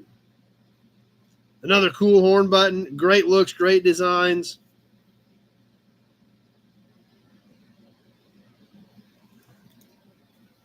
Something for our Nash friends. Check out the detail on this. I think we had one other one of these we sold a while back. This is the only other one that I've got. Look at the Nash on this. I'll hold it up to both cameras real close so you can see the detail on this. Almost like it's suspended in the plastic. There's a few hairline cracks in this, but no serious damage. Bursting Impala, guys. So, yep, that's perfect. She may have this one, too. I don't know. It does have some depth to it. We can see in the back where this is all cast in there. Can I help you? Can I help you? Come here. You want to make an appearance?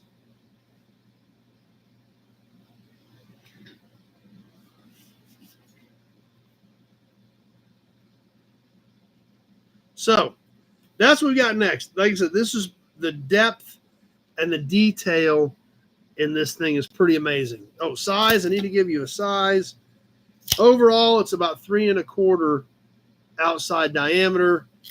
And it's a cup about an inch and actually only about 1 1/4 inches deep. But there again, just like when we looked at the clipper, when you look down, they wanted you to see something impressive and clean and detailed and very nice looking.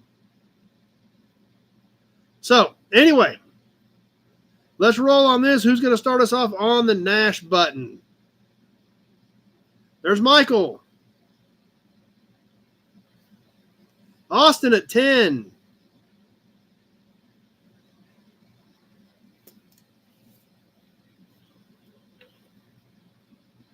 Slide a Hudson badge in there.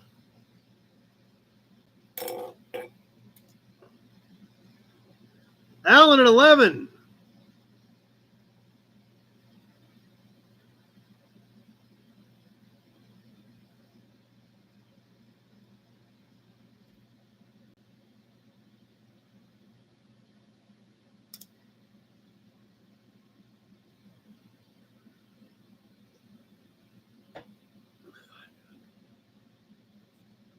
Coming up on the 1 minute mark, Alan at 11.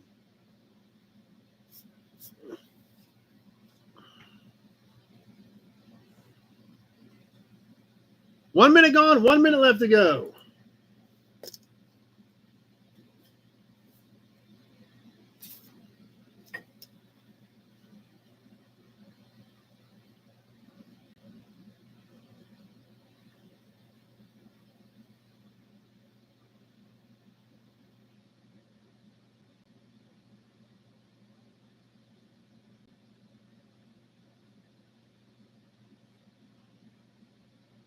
Minute 30 gone, 30 seconds left.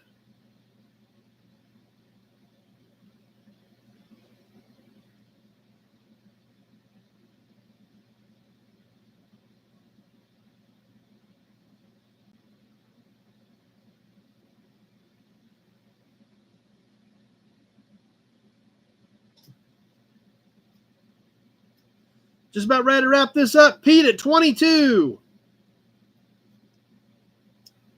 And that does it. Pete slid that 22 in there right at the end.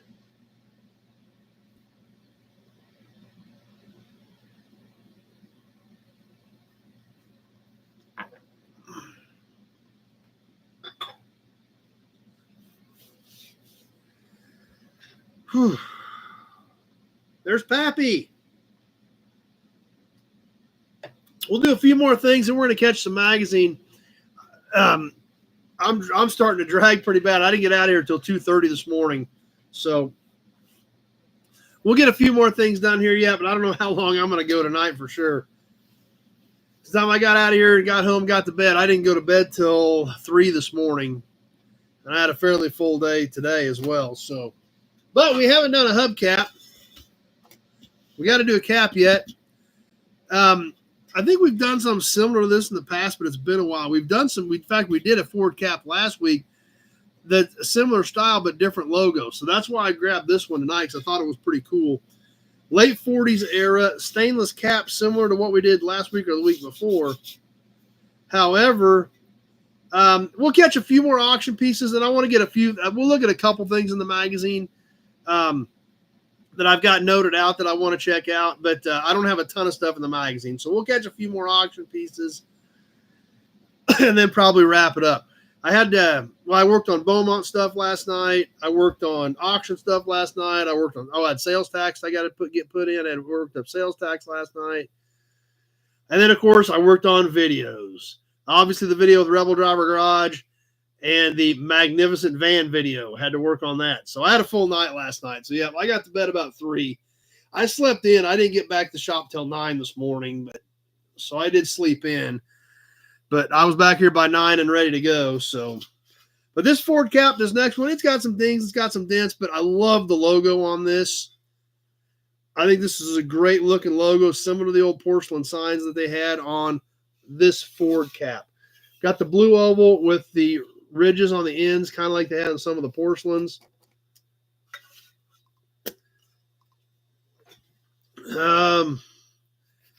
Well, glad you're okay, Pappy. Glad that all went smooth and you're back with us tonight. That could have been scary. Like I said, I did have a guy hauling for me today. So that did help getting some stuff picked up that I didn't have to chase. Alan's starting us off at 10 on this one. This is, like I said, late 40s. It's ribbed on the sides. It is a stainless cap with a steel ring that mounted it to the wheel. No problem, Bill. I understand. This does have some original blue paint in it. Let me give you some dimensions on this thing. 9 3/4 in diameter on this one. Let's get this thing on the timer and get rolling. Alan started us off at 10. Bert at 11. Yeah, it would be a big job clock. You've got 3 and 9 already on here, so.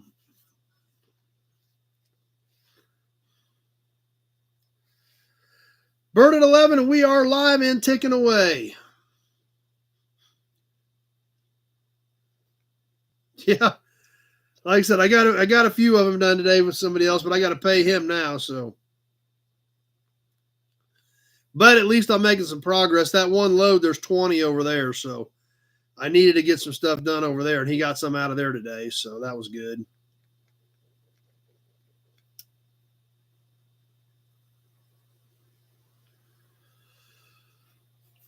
Bert at 11 as we come up on the 1 minute mark.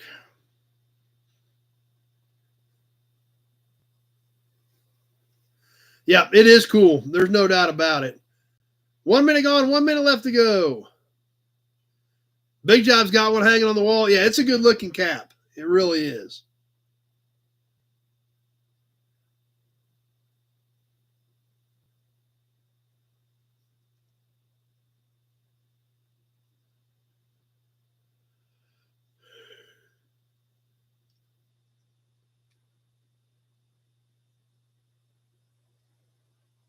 Coming up on the minute 30 mark. Minute 30 gone, 30 seconds left to go.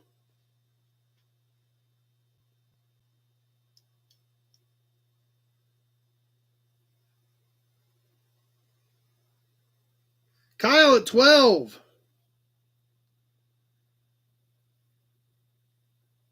Kevin, 22. Big Job, 16, but Kevin's already at 22. Big Job, 23 at the buzzer at 1:59. Big Job came back in with a 23. Holy cow. Kevin came back with 24. A bunch of bids in there. Kevin had everything covered till 1:59 when Big Job slid that 23 in there. Holy cow.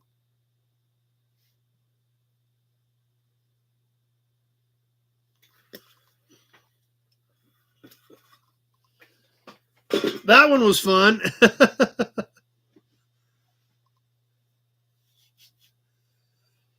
Okay. Let's catch a license plate and maybe we'll wrap it up after this and get to the magazine. We'll catch a few pages in the magazine, if nothing else.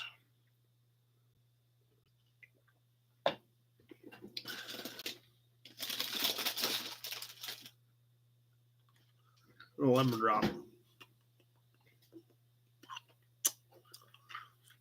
Let's catch one more plate, then we're going to get to the magazine. A couple cool things I want to check out in there.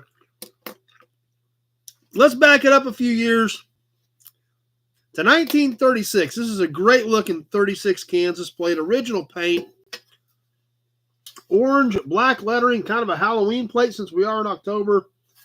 Orange on the backside. This is a pretty decent, straight, original paint, original finish plate. That is 88 years old. Considering its age, I think it looks pretty darn good. This is one of the skinny, narrow plates. Michael's starting us off at 10.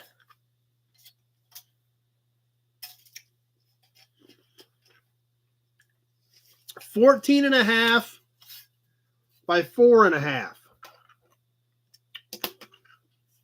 So a little skinnier and longer and narrower than our standard size plates.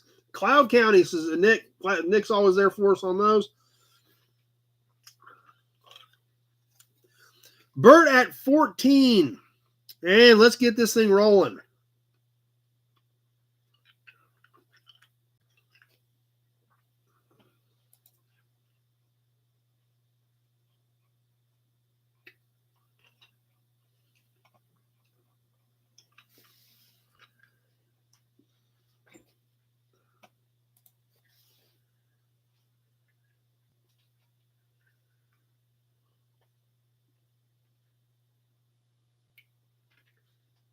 Brett at 15.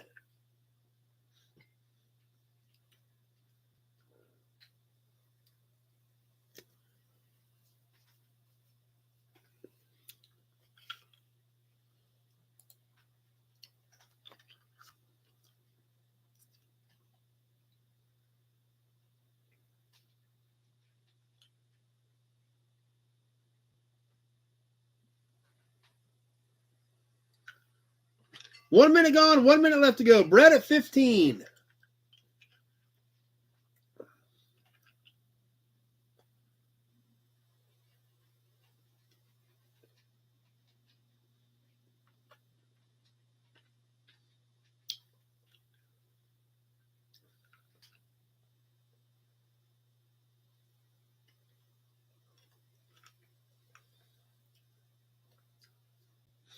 And there's our minute 30 marker. 30 seconds left to go.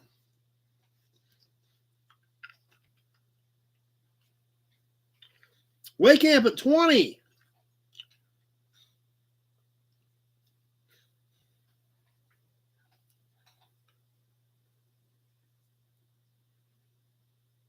Taking away, about ready to wrap it up. Pappy, 22.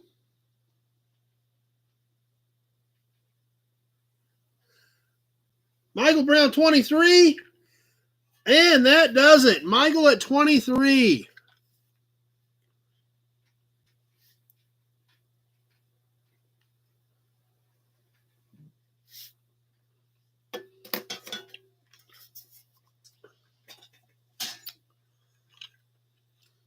Got that one right in at the end.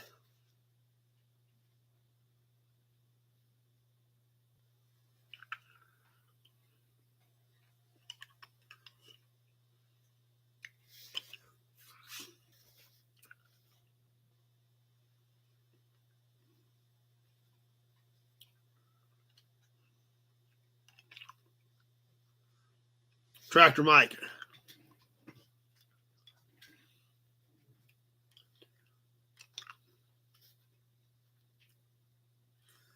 All right, I think we'll go ahead and wrap it up. Do another hand plate. I don't have any more here. I've got some more hand plates that we'll get worked in, but I don't have any more in here tonight.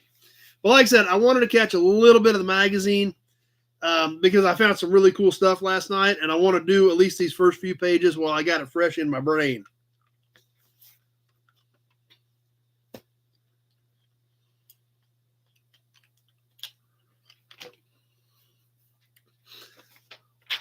But tonight, what I want to check out, besides the Hudson badge.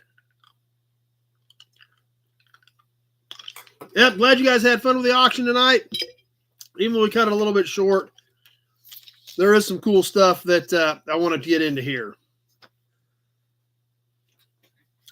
Going back to another automobile trade journal, not going all the way back to 1913, but going back to October 1934, the copy that our good friend Glenn found for us with the gangster-looking dude on the front. We spent a little bit of time with this magazine. We're going to catch a few more things in it tonight and check some of this stuff out.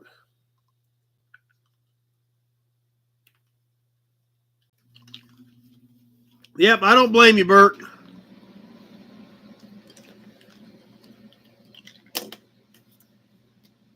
So we were talking about inflation earlier. That's kind of where we're going to start off with. Sounds good. We'll see you later, Briggs.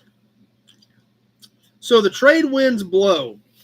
Starting on page 44 is where we're at.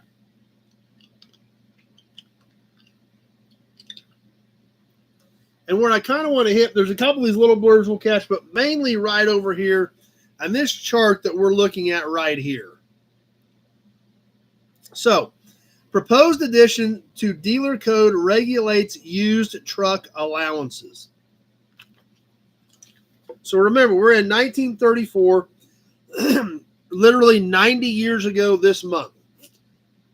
So this was data that was gathered up July of August of 1934, or August, September for the October 1934 issue. Proposed addition to dealer code regulates used truck allowances.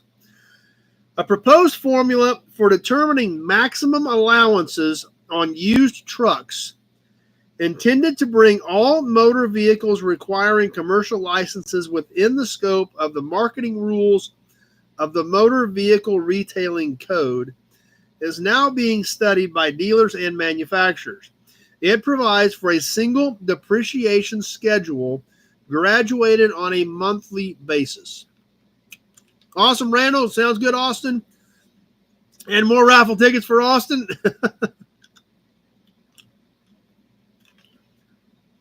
The new formula is part of a proposed addition to the dealer code, which addition also provides for the manner of handling fleet sales, the labeling of parts made by independent parts makers, and adherence to the NACC standard warranty. The draft of the proposed addition now being circulated indicates that administration will be by a truck subdivision code authority. Okay? So basically, what we're talking about with this chart that I just showed you, this is the depreciation schedule for trucks in 1934.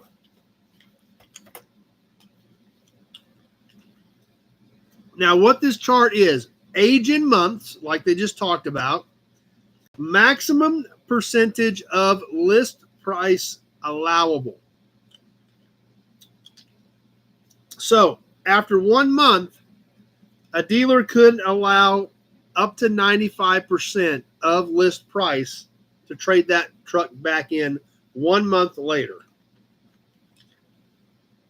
Which kind of makes sense, you know.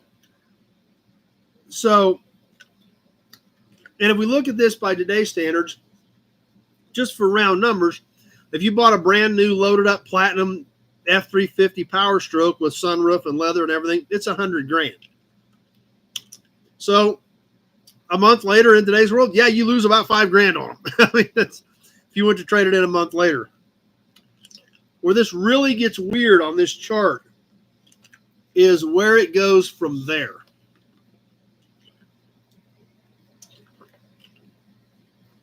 In 36 months, 3 years old, 25%.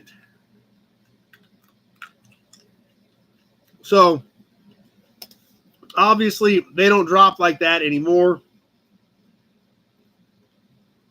48 months, 18%. So imagine if you had one of those $100,000 Power Strokes, you bought it, 4 years ago, and you go in to trade it in, and they're going to give you 18 grand for it. And that's maximum allowable trade-in based on the dealer code. That is maximum allowable. So that's a pretty serious hickey back then. But you got to remember, back then, most vehicles didn't last, 6, 8 years, 10 years. They were definitely worn out. So that's kind of how you had to figure it. 6 years at 72 months, 8%.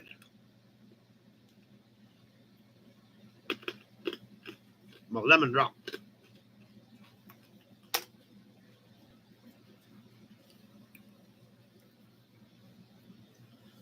That doesn't surprise me, Big Job. The heavier trucks selling for more than they were bought new, if they're in good shape, does not surprise me a bit. And we're seeing it with 20-year-old diesel pickups. If they're, under 100,000 miles and clean, they're almost bringing what sticker was 20 years ago.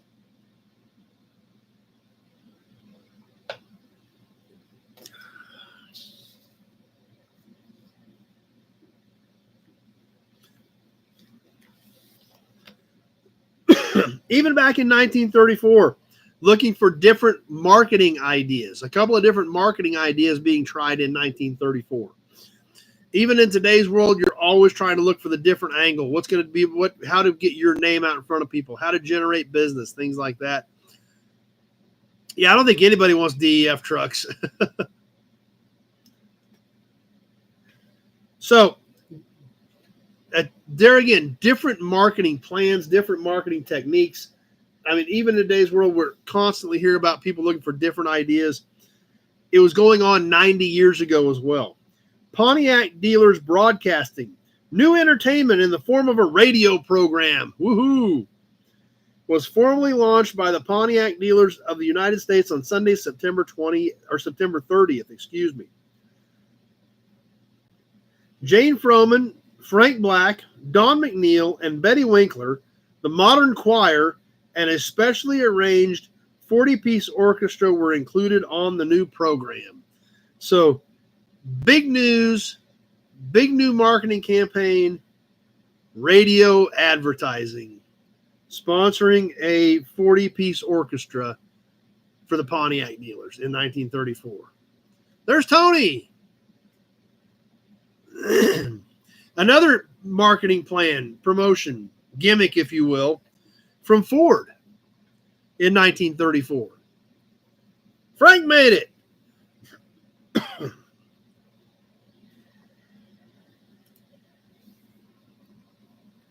Dealers show for department store customers. Ford dealers of Oakland, California have cooperated with the biggest department store of the city in what is declared to have been an effective advertising plan. For 10 days in August, everyone who made a purchase of goods costing not less than a specified sum from the H.C. Capwell Company was given a ride to his or her home free in a new 1934 Ford V8. Each dealer in the city provided 2 cars and drivers. On the roof garden of the Capwell building was a big exhibit of Fords of various models, and on the various floors of the store were other Fords, scattered here and there. Drivers of the cars seized the opportunities for real demonstrations and for obtaining a line on prospective customers. So, see you later, Nut Farm. So even 90 years ago, you see dealers trying different marketing tactics, different gimmicks, different techniques, different styles, different avenues. No different than it was 90 years ago. Just doing it in different ways. Going to the department store, which obviously almost doesn't even exist in today's world, much less having a marketing program giving people rides home. So crazy to think about how different and how much that's all changed. Couple more things I want to catch, and then we're going to go ahead and wrap up a little bit early tonight. Like I said, I'm pretty whipped. But there's a couple things I want to catch just because of the exact same thing, sign of the times, and how different things are. Tech article. A new technical article in 1934 that isn't even on anybody's radar anymore, but this was basic maintenance in 1934. How to adjust new type steering gears. Yep. Flat rate procedure on Gemmer mechanism with double roller and integral housing installed on the 1934 Hudson LL, the 1934 Hupp, the 1934 Nash 1220 and 1280, the 1934 Chrysler SE and CU, the Dodge Truck T2, T6, and T7, and the 1934 Chrysler CV used a Gemmer mechanism double roller new type steering gear. Actually has a schematic of the gear and literally discusses the procedure, which was almost considered maintenance at that time, for adjusting a steering gear.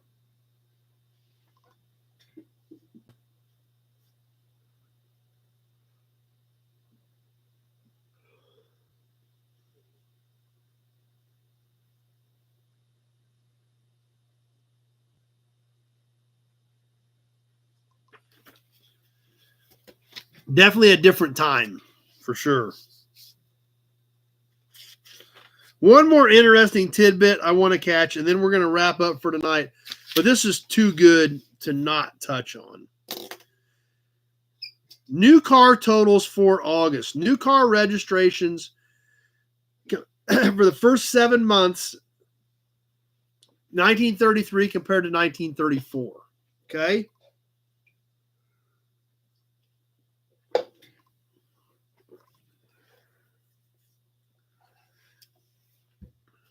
And we won't catch all of them. We'll hit some highlights. Auburn, 1933, 3,579 cars. 34, 2,901, down 19%.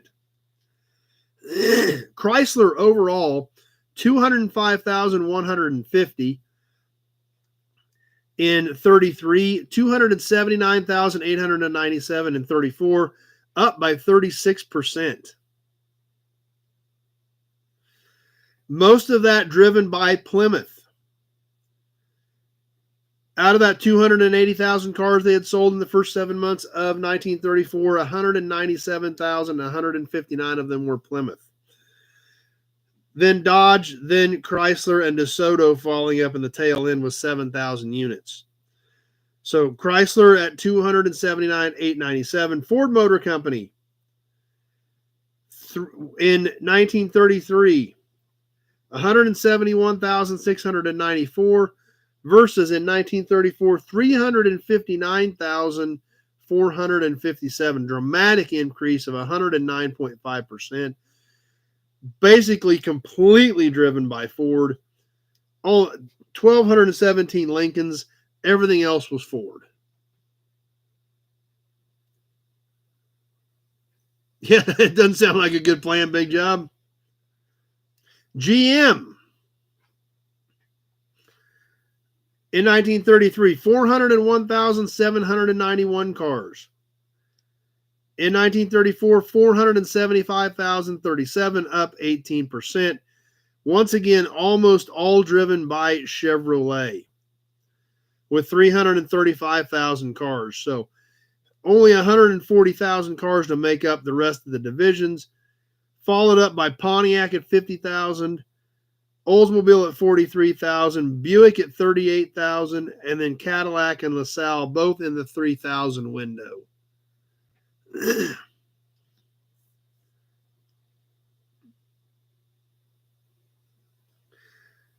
Here's kind of an interesting tidbit. Hudson Motor Company.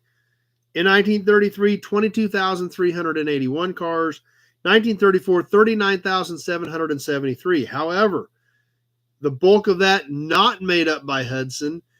The bulk of that, 26,867 cars of it, from the Terraplane division, separated out as its own division, making up the bulk of sales for Hudson in 1934. Hupmobile. Anybody heard of a Hupmobile lately? I actually know where there's one at. We may do a video on it. I told the guy we ought to do a video on it. In 1934, Hupmobile had produced 3,397 cars. However, in 1933, they did 4,349, a almost 22% drop in production for Hupmobile.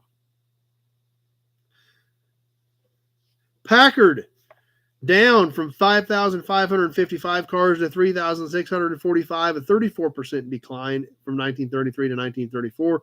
Pierce Arrow, staying about the same, 1,130 cars in 1933, 1,154 cars in 1934. So, some pretty interesting things happening there to see those differences, those shifts. I think, a lot of that by 1934, most people were still in the Depression, but we were seeing signs of return to normalcy.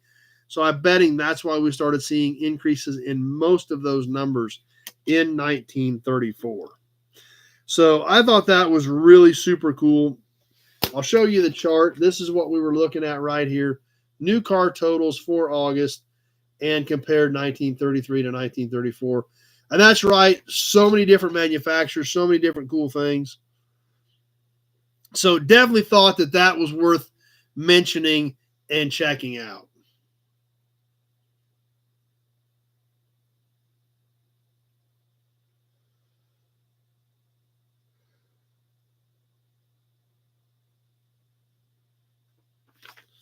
So anyway, let's flip to the next page and let's get Kevin's business card / bookmark back in here as we get ready to check out the profit makers that are coming up in 1934. Yeah, and same with me, Pete. These things are so great. I didn't even know anything about them. I got this one at an auction, our 1913, that we spent a ton of time with and have a long ways to go. We got Kevin's business card right in that one. The big area is what we haven't gotten to yet.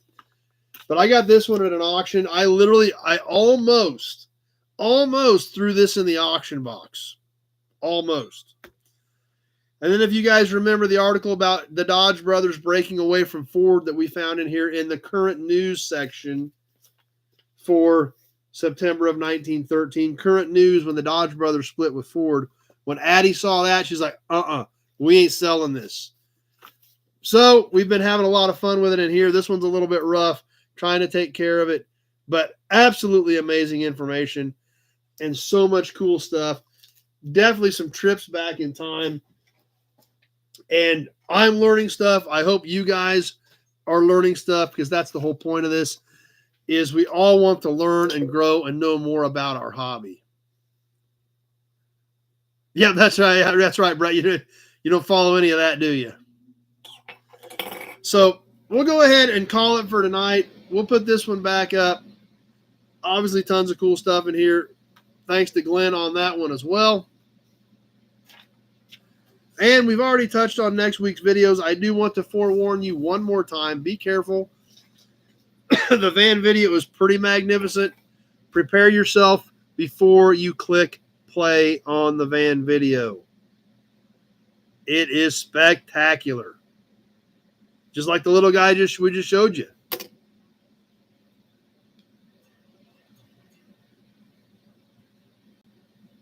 I'll show you one more time how awestruck he was.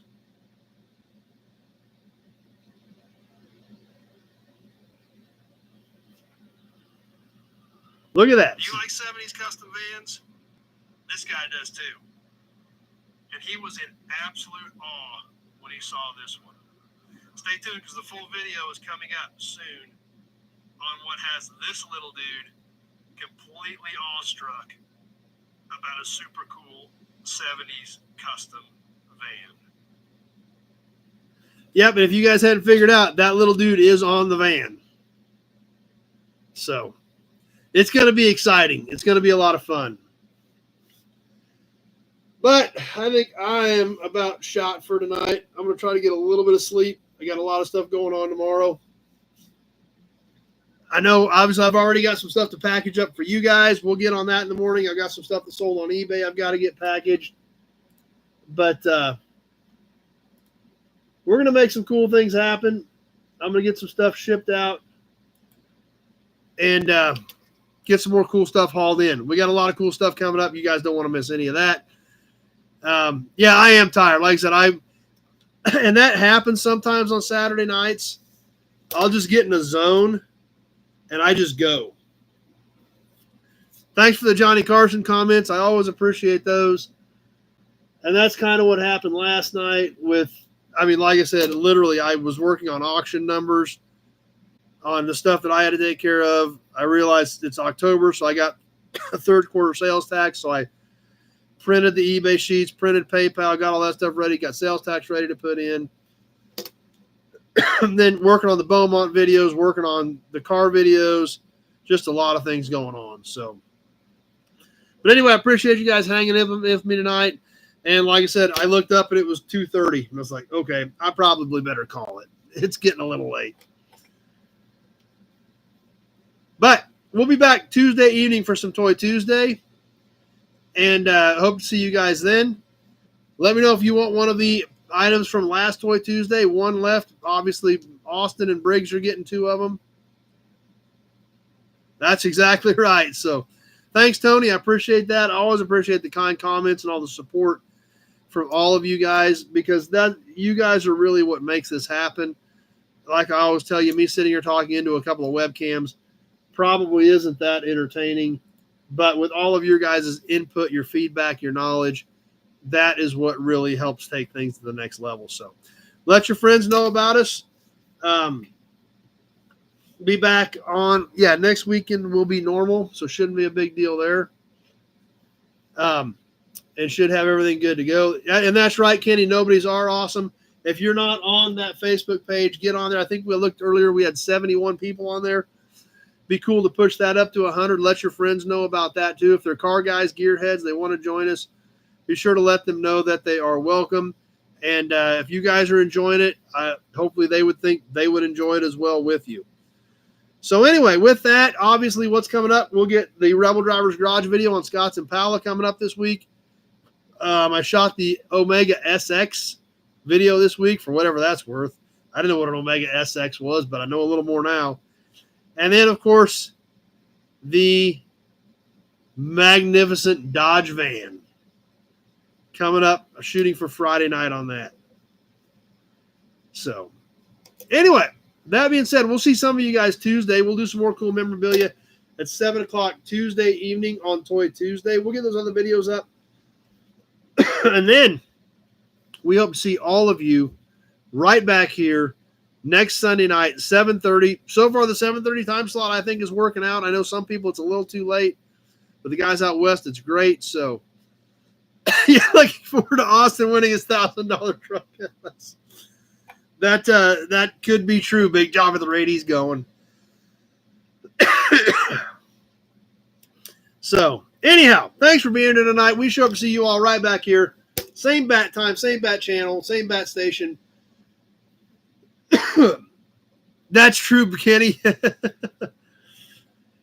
And for some more Sunday Night Live chat. Have a great week, everybody. We'll see some of you Tuesday and hope to see all the rest of you for sure next Sunday night. Thanks for being here. Thanks for making this what it is, and thanks for your support.